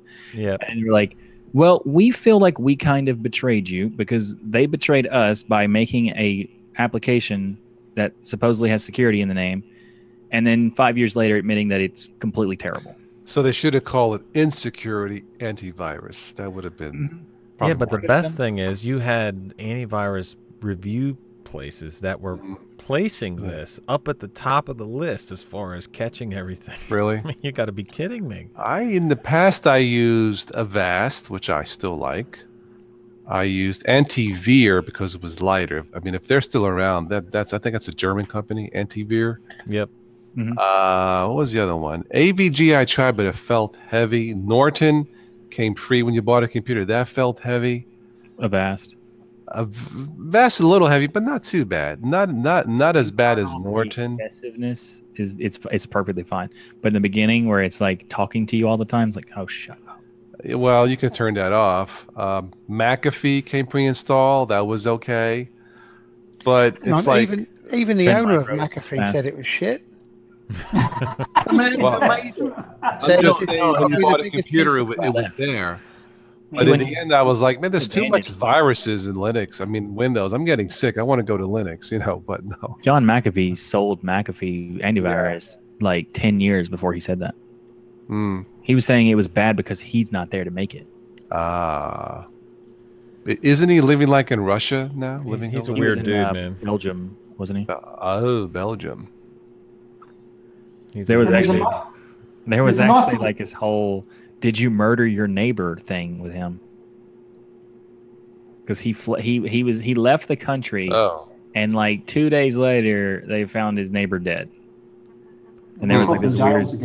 Oh yeah, he's not in jail or anything. No, that small detail you mean? They couldn't prove that he did anything. He was like, I didn't do anything. You're just trying to attack me because I'm a popular person, or not popular, but like, infamous in a way. Because he's very opinionated, and a lot of people who listen to his stuff, that you can tell that he rubs people the wrong way. So talking of antiviruses, what's your concerns, if any, over Kaspersky and the Russian connection, or is that just Trumpism? That one, I have to say, that one really is a Trumpism, Trump rumor. Kaspersky, from what I understand, is reliable unless things have changed. It seems to work. I know the talk now with Trump and Russia. Yeah, I would not connect that to Kaspersky personally. I agree. I think I don't use it. They did it basically, but sometimes in the morning, like I'll set my alarm clock to NPR radio, and they'll talk about technology and antivirus, and sometimes they mention, according to Kaspersky, the WannaCry virus. So yeah, that part at least has no connection to the, Trumpisms. I mean, it's not, the Kaspersky has nothing to do with Trump. I mean, the whole Trump and Russia thing, they've pretty much admitted it based on the emails and all this other stuff he's saying. And also them contradicting each other. So yeah, it probably happened, but Kaspersky had nothing to do with it. As far as like, they might people who worked for Kaspersky at one point might have done it, but the company itself wasn't involved. Like there's no evidence to show that they are. And it's good to know, because my online banking keeps saying you haven't got an antivirus on your phone. You need to install Kaspersky. Get your free copy from here, and then my bank actually gives it free.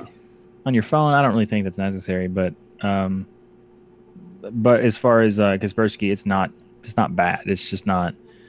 It's a good program, and they've had a lot of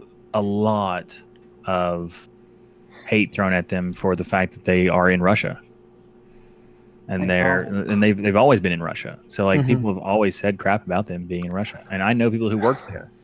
Somebody mentioned Trump, but there was a meme a few days ago. Of course, it's going to be a meme with Trump, but he was on 60 Minutes, and this came out after Trump Jr. released the email and everything blew up. There was Trump doing this, and the meme was, "I never even heard of Trump Jr." That was a good one. I would not be surprised if he said something like that at this point. Nothing that man does surprises me. Oh, He's getting- Putin's saying, yeah, well, look what I did. I mean, Yeah, Putin's proud of it, as he should be. He's a dictator who wants to ruin other countries. I mean, if I was that crazy, I'd probably do it too. but wasn't he that's what he wanted to do KGB or something? That's what they do is subversion and subterfuge. That's what they're trained for, right? Yeah, well, I mean, the KGB's gone, but you know. Well, you know, yeah. Allegedly. Same concept. Hmm. You know, like espionage kind of stuff. Oh, But as far as Kaspersky, I'd say honestly, Kaspersky and Nod 32 are probably the top two. That's another one. That's ESET, right? I think. Yeah, ESET makes Nod 32. I've tried ESET. ESET was pretty. There was like a trial version years ago, I think, and I thought that was pretty fast in terms of scanning and everything. But yeah, the Nod and Kaspersky are one of the fastest, but they're also one of the most thorough. So it's kind of impressive how fast they do it and how thorough they do it. That's why they usually get at the top. But none of them have free options. Like the ones that are like the really good ones don't have free options. Right. okay, yeah. Well, So like as far as best free, that's Avast, and that's pretty much it. Avast is kind of. It used to be at one point Panda came in. They came in and started making like some splash, and then they found out that they're kind of, sort of, a botnet kind of thing, sort of. Because the whole cloud antivirus connection thing, it was like, this is awkward, and then you're sending back stuff to servers that we don't know what you're doing with it. So they're like, I don't know about if they actually proved that it was a botnet or not, but the sketchiness of it is like, I don't want to trust that. It's super fast, but kind of defeats the point if that's what it is. I find Avast quite a happy medium for Windows, to be honest. Avast is pretty good.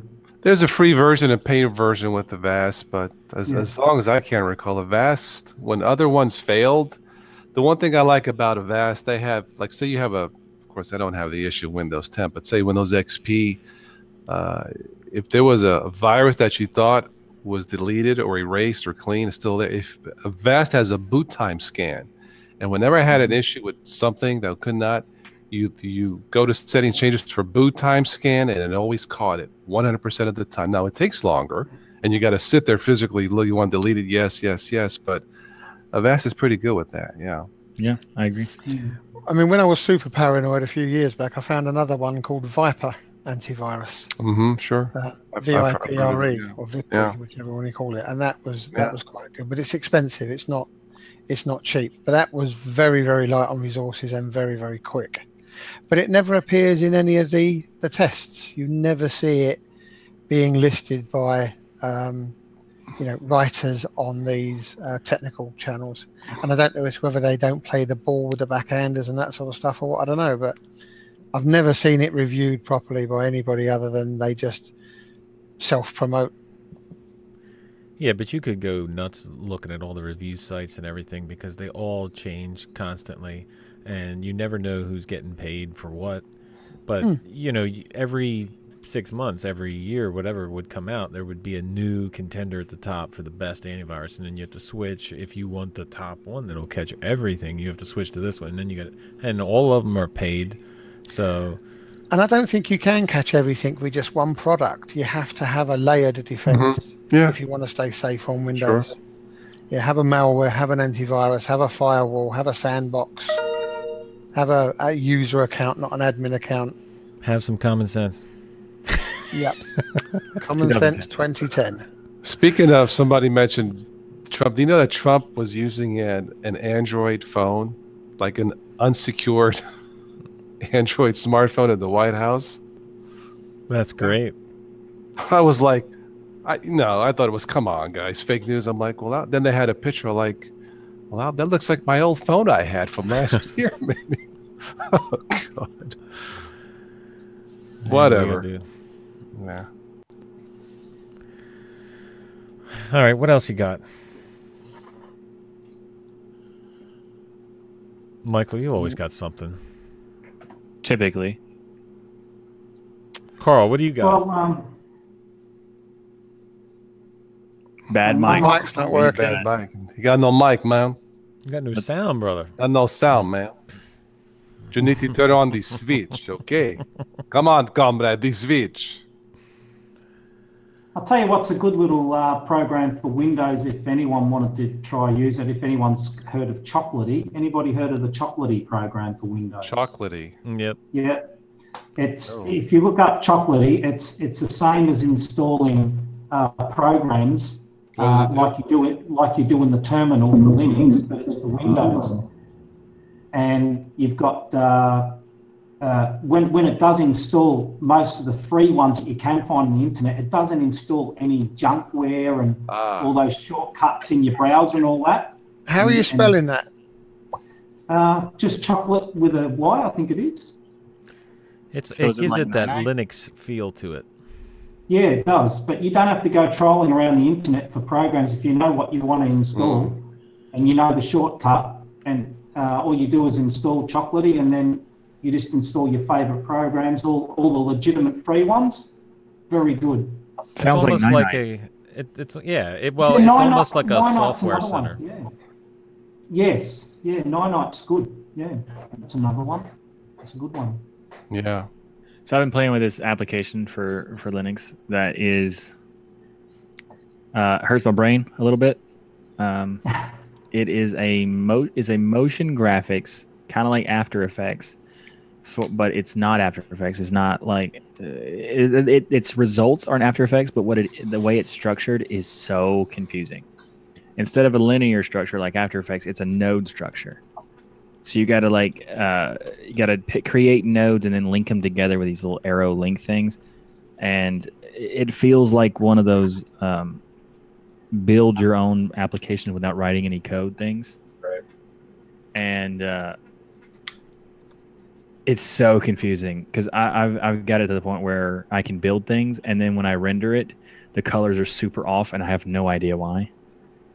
But it's cool because it has a lot of cool animation control, and you can it's really easy to get the animation the way you want it.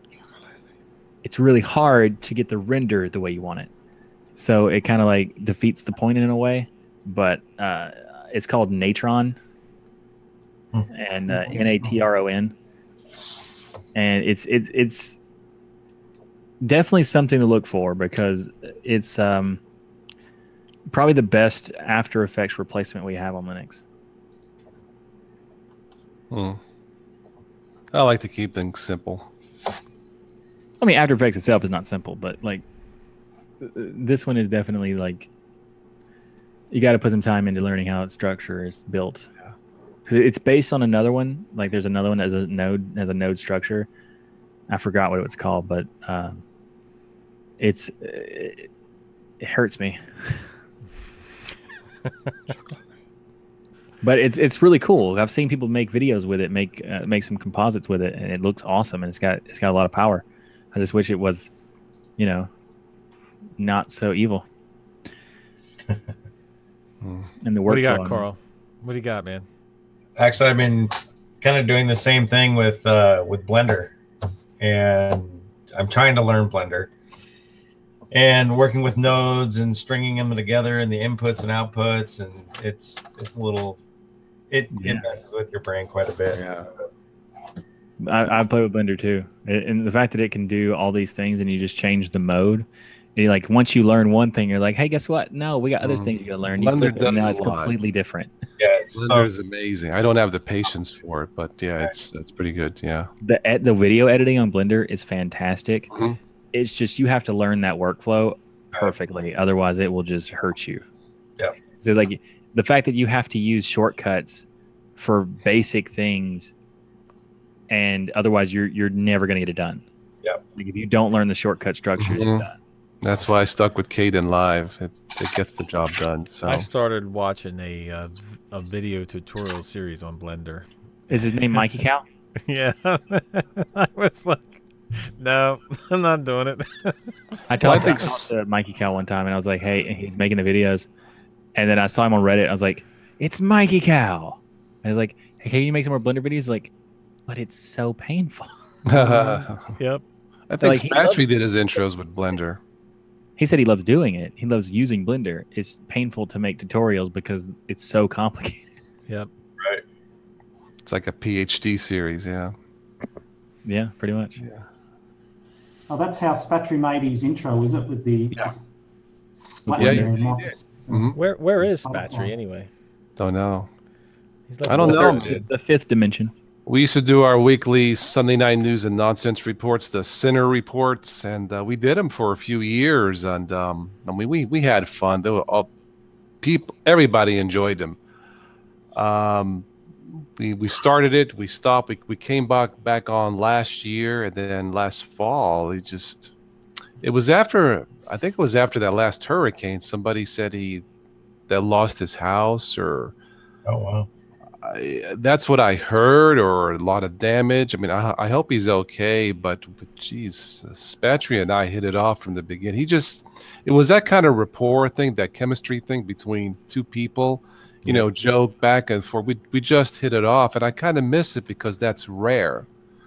You know, I try to do news and nonsense on my own, and try to with some other guests, and it's you know, it's hard. It's no fault of, you know, of who's on, but I hope he's okay. I've been doing the random news and nonsense with the singer.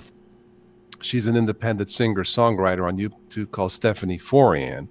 And I've been doing these vote for a YouTuber of the month, you know. Doesn't necessarily have to be about technology. And 2 years ago, a few people said Stephanie Forian. I said, who the heck is Stephanie Forian? So I went to her YouTube channel. I said, wow, she's got a nice voice, and she writes everything herself. So, but at the time, I was still doing the Sunday Night News and Nonsense report with Spatry every Sunday night. I think it was 8 p.m. Sunday night. Then something happened, and people said, where's the news and nonsense? Where's the news and nonsense? As well, I'm not going to do them alone, you know. So I asked Stephanie if she wanted to come on so I can give her channel more exposure, because, you know, she sells her music through YouTube and CD Baby and Bandcamp. And we kind of hit it off, you know, with the chemistry thing, going back and forth with the jokes. And she's in Germany, or she's home now. And she gives her perspective about Germany and some of the funny stuff there. But I mean, it's hard to get that, especially when you're trying to do comedy. It has to be like this. If you got to pause, it doesn't work. And it definitely works with Spatry. It works with Stephanie, because I do most of the talking and she just laughs, you know. But yeah, we know with Spatry, we would have some other guests on, you know, guys from the Linux distro community would come on sometimes. And but I don't know where he's at. I hope he's okay. Oh, I hope he's okay. Because a lot of people liked it when we did those, you know. Yeah, unfortunately, they were off the cuff. Definitely the second. Yeah, so. This is where you see the tech guy going to go on their hands and knees to get back out of the room now. They walked into the room and went, oh, no, Dad's on the webcam. I've just been spotted. But, yeah, it's weird that Spatry, you know, just vanishes sometimes. Obviously, something happened, because I know he loves what he was doing. I love what he did. Oh yeah, you know, and we always clicked on with the news and nonsense. You know, we would make fun of each other. You know, but I think one time he called me toaster today. You know, that was a good one. That was a good toaster today. You know, so somebody called him, instead of Spatry's cup of Linux, it was Spatry's cult of Linux. So, you know, again, the jokes back and forth, and so we just clicked, and somebody commented, "You two are a little goofy or weird or something, couple goofy puppies or something," you know. But I mean, it was all a good fun. So we made fun of everything: Windows, Linux. One time we talked about dinosaurs, making fun of dinosaurs, but of all things, but anything for laughs. So. And didn't he do his own spin of Manjaro? Yeah, M. Cole. Yeah, he loves his Manjaro. He challenged me last year. Try Manjaro. You gotta try. I think you'll like it. And he said, I want you to be honest. I know you're a Windows dual booter. So I tried it. I downloaded the what's the standard version? XFCE version? I can't remember. Yeah. Okay. Yeah, so I had a right, yeah. okay. So I had a ThinkPad with still works. A ThinkPad with I think it's just 2 gigs of RAM. So I want to try something lightweight. So I downloaded it, couldn't get it to install. Got it to install. Did some research. Got it running. Did the updates, and I knew I was in trouble. I let not being able to install it the first time. I let that slide, but I knew I was in trouble when I couldn't play music CDs on it. I popped in the CD and nothing. His battery says, "But who plays CDs anymore?" That's not the point. Can you imagine if you got Windows 10 pop in the CD and it didn't work? Oh, we forgive Windows. That's not the point. Now I got it to work. So I let it slide. I let it go. Then I had issues with the updates. So I fixed that. To make a long story short, 2 or 3 months later, it got slower. I had some issues with the file manager. I said, you know what? I give up. I fought the bugs and the bugs won. I don't use Manjaro anymore. But I tried. I really did try.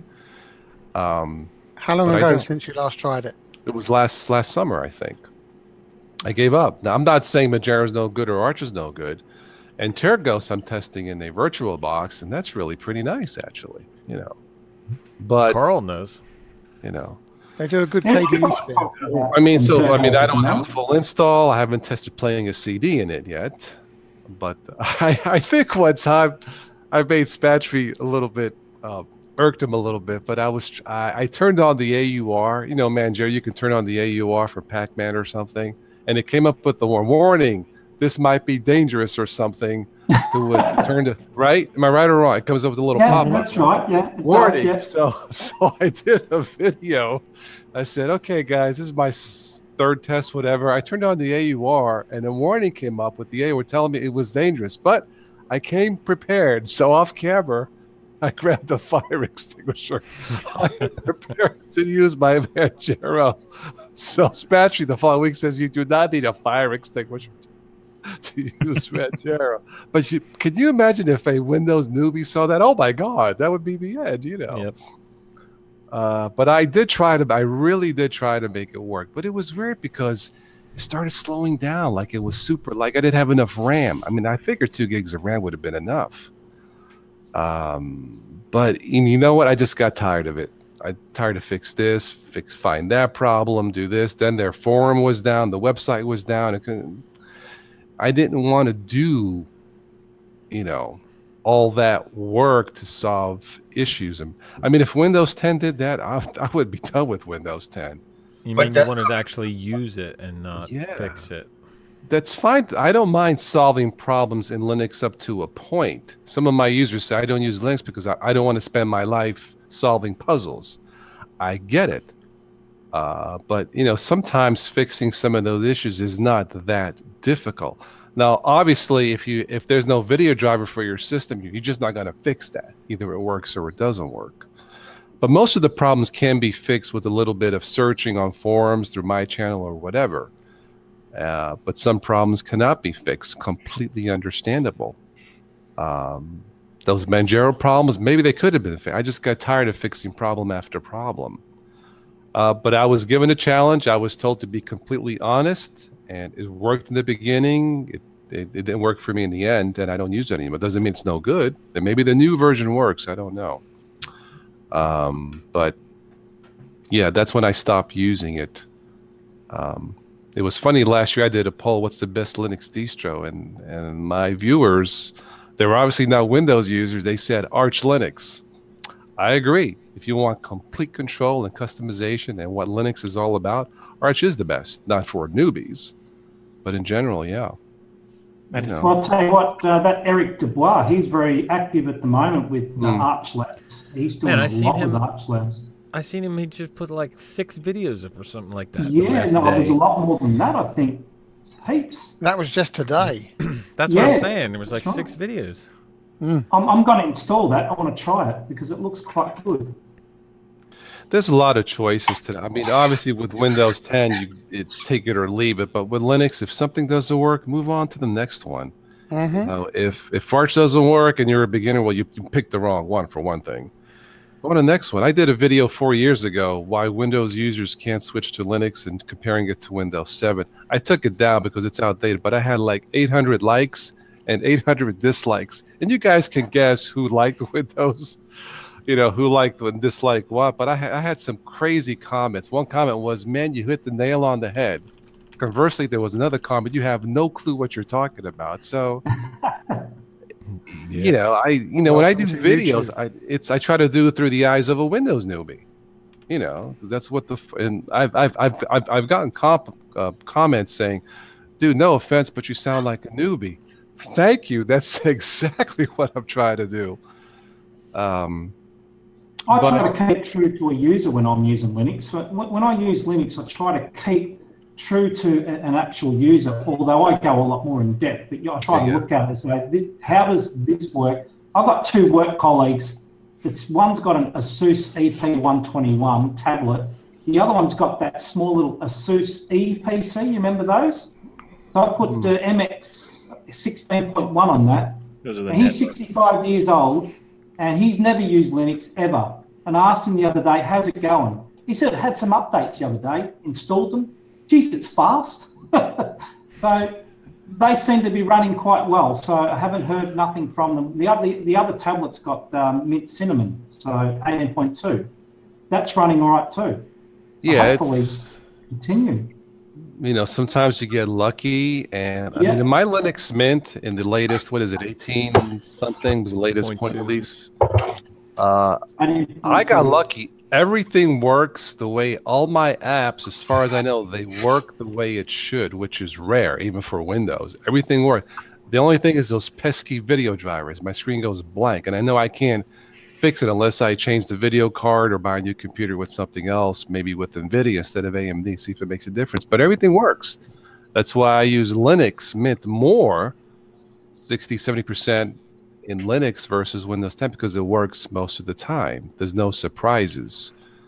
Of course, I don't test as many apps as I used to. Somebody had some people say, please do more how-to videos, how to install software, printer drivers.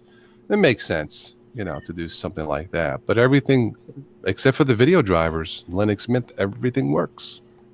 So why would I want to drop it? There's so much to learn on Linux. I don't think you'll ever get to know everything anyway. It's too much. Accepted. You can learn everything like Tux. But Tux is abnormal. No, I'm just kidding. You're right. No. He plays Rocket League. What do you expect? That's right. Whoa, burn. Yeah, but I play Rocket League and I'm not that smart, so I'm just saying. I'm not gonna go there. I was doing a egotistical brag thing that's not even remotely possible. But if y'all want to agree with me, I'm okay with that. Sure. I play Asphalt 8 Airborne on a window. I love that hyped up Need for Speed type. There's just something about it when I play crashing that. and burning. I watched your video the other night. Thank you. It's like Rocket League then. Well, you know why I like that game? Because almost every day I see people texting and driving, almost every second, and I've always been hit a couple times. People don't pay attention. Red light, they go through the red light. I'm sure I'm not the only one. So when I get in that game and I'm whacking cars, I'm like, that's right. Keep texting and driving. You got mail. Facebook message. Whack. You were having trouble with that tunnel wall. You kept going up the ceiling. Yeah, I couldn't. As you can see, I'm not an expert on tunnels racing, but one guy says, I almost spilled my beer when you said, you got mail. I whacked the guy, It's like it's like therapy, But yeah, that game, if you guys have Windows 10, check out, it's called Asphalt 8 Airborne. It rocks. It's a free download. You can buy cars and this and that and points, but I really enjoy it. It's how a racing game should be. And I crank up my speakers and it sounds great. Or you could play Rocket League. Okay.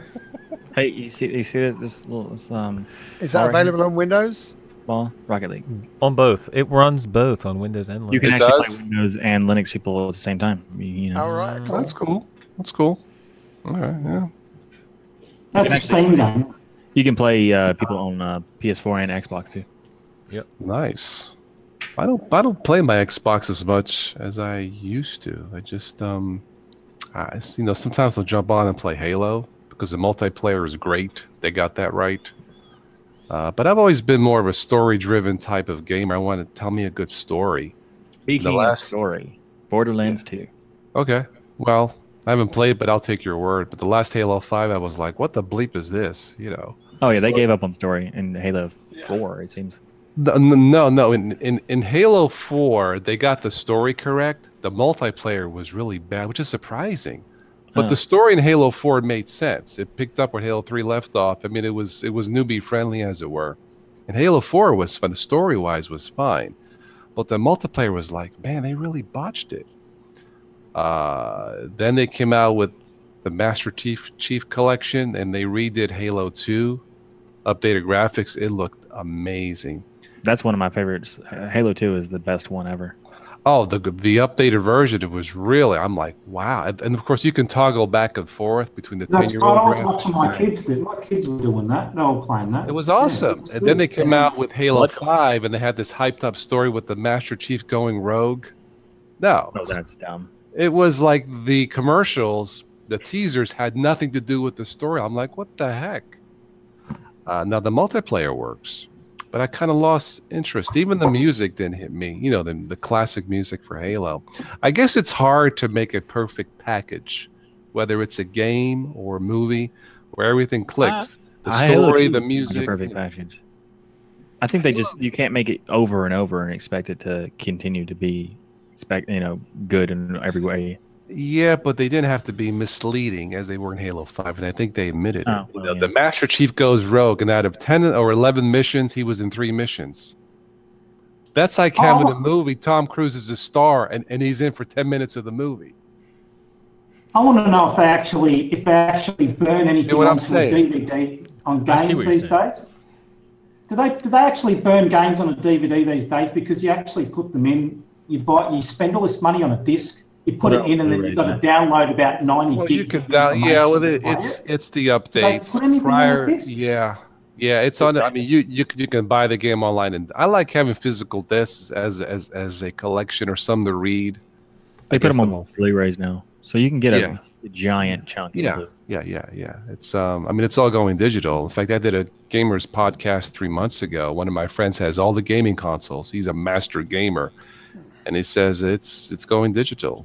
He says he wonders why GameStop is even in business. But I guess, if you have kids, you want to go there, physically see something, buy, trade, sell, and all that, But I haven't bought a game since it's maybe been a few years. I got so disappointed with Halo 5 to pay $60 for a game. It just, I might buy used, but... What frustrates me with the games, though, is you get given a DVD for a present. So you stick it in your Xbox, you install it, and it runs great. And then the next time you want to play it, you've got to put the DVD in again. Why can't it install itself to the hard drive? You've got 500 gigabyte, 1 terabyte hard disks now. Why can't the whole thing be installed and I can just store the DVD away for safekeeping? Why do I have to keep putting it in the damn machine every time? Well, I have DRM, you own it. Yeah. DRM. To prove I own it, okay. Yeah. Unfortunately, that is really the only reason. It's a DRM thing. Yeah. You can install it to the hard drive, but you still got to put the disc in to play it. That's what you're talking about, isn't it? Yeah, and still it takes forever to fire up. Yeah. Same thing with Grand Theft Auto 5. There was 2 discs that you had to install. One was an install, and one was that you had to have it to play. Wow. So if I buy a game online and install it to my hard disk, I've got no DVD. What's the difference? But you have to have like Steam or Origin to do that. But you have like no, you can do it on the Xbox. No, on the Xbox you can go onto the if you buy it online, but doesn't that like install a code, like a key code or something, like that digital signature with that game, so it's yours? There is a signature to the machine. Yeah. So take it off the DVD and put it up. I've bought it. I've put it in my machine. Put it on my hard disk place. Well, you can take the DVD, the disc, give it to someone else. They can install it and they can play it, and then never buy it. But in the downloads, you're downloading it, and they have it connected to your account, so only that account can do it. So if you move your account to someone else's computer, download that game, play it, you can. But then you go back and put your account back on your own Xbox, their version of it won't work anymore. So it's locked to your account. Mm-hmm. So it's purely a DRM thing. Yep. I still think they could work it out. They just can't be bothered. No. They're not going. It's not that they can't. It's that they won't because of DRM. But it's a thing to get. It's a security thing. Yes, It's just a compensate for the absurdity of these companies that think that people are going to steal their stuff, and it's not stopping them. Good job. Can't they put a code on the disk that the Xbox reads, and then it knows that disk is related to that Xbox, and then you can't put it on any other Xbox? Surely they could do something. Well, you can't really do that, because if you did that, what happens if your Xbox gets a red ring and you get a new Xbox? You just lost that game. Yeah. So like they can't limit it that way. They have to limit it to you having physical access to the disk, because that's the only way to do it where they can guarantee that you have it and not have to worry about lockouts and stuff. Well, the first generation 360s had the red rings of death. Remember those flashing red they had up? Oh, I went through that. Oh, the red ring of death. I mean, I got it fixed. If you look right here, yeah, red ringed. Okay. I mean, the new ones are fine. The new ones, when they went to the Slim 360 and the one, it's fine. But that original one, it was bad. It was bad. Yeah. Oh, well, not enough testing. See that one? Not red ringed, oddly enough. But there's another one not on the bookcase that is red ringed.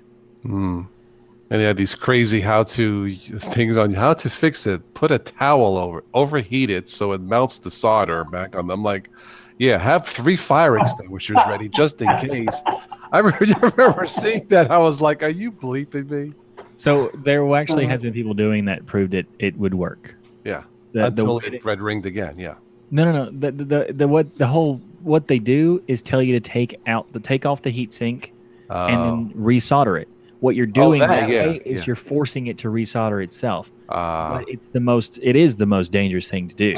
Like whatever. But this one guy said it got too hot. This guy was like, I have 2 Xboxes that are red ringed. Screw it. Why not? I'm going to play with it and see if it works, because this is out of warranty. Microsoft didn't tell me to screw myself, so it's already broken. Who cares? Then he takes it and he sets it and he overheats the crap out of it, and he puts this like a sheet in a big tube, and he puts a fan on one end, so he's like melting the solder and at the same time cooling everything else. And it's really interesting. And he said it worked. He's like, it worked perfectly fine for another year. And then it red ringed again. But the fact that it worked at all was surprising. Yeah. And he said, if you want to do this yourself, you're just as crazy as I am. He's like, you should not do this. This was horrible. Well, there you go. He's like, I did it because it's content. Anyway, I remember that. But my friend in Florida, his went bad. He sent it, and waiting. He called. They apologized. They sent him 2 refurbished Xboxes back. He called. They said, "I keep them both." Okay. Well, they probably had so many disgruntled customers. They said, "Don't worry about it. We don't want it. Just But anyway, but the new one is fine. The Xbox One has been. I mean, it works fine. I haven't had any issues. So now there's a Xbox One S, or no, the Xbox One X. The one I forget what it's, but isn't that 4K capable, right, or something like that? Yeah, I think so. Yeah. I think it's what the upgrade was. It's that and some slight upgrades to the hardware and things like that. Okay. Yeah, what I have is fine. Someone like, oh, here's an Xbox. Here's one Xbox. Here's one Xbox One. Here's one Xbox X. Here's one Xbox box. Here's one Xbox Xbox. And he's like, what? It makes you one. They went from 360 to one. I joke. They went backwards. What the heck, man? Yeah, it should have been the Xbox 361. Like, here's an Xbox One X. Like, what? Why do you need to make it more difficult? Just pick a number and be done with it, like PlayStation. I guess they should have called the Xbox 10. They should have. They should have. Think about it, yeah. So. First thing they have to do 11, and they're like, what happened to Windows? And they're like, well, we'll figure it out. All right, gents. It's time to end the broadcast. Stimulating. Seeing as how I got to get up in 5 hours. Oh, You got to get up, man. Yeah. Oh, you got to do another podcast. Yeah, I actually do. Is that what it is? You'll be up. Hello, Rocco. Hello. Yeah, if you see me in the podcast and I'm all groggy, this is why. It's all you guys' fault. So who's our guest tonight, Rocco? It's all your fault. Except for the fact that I set up the stream myself. Like, you okay?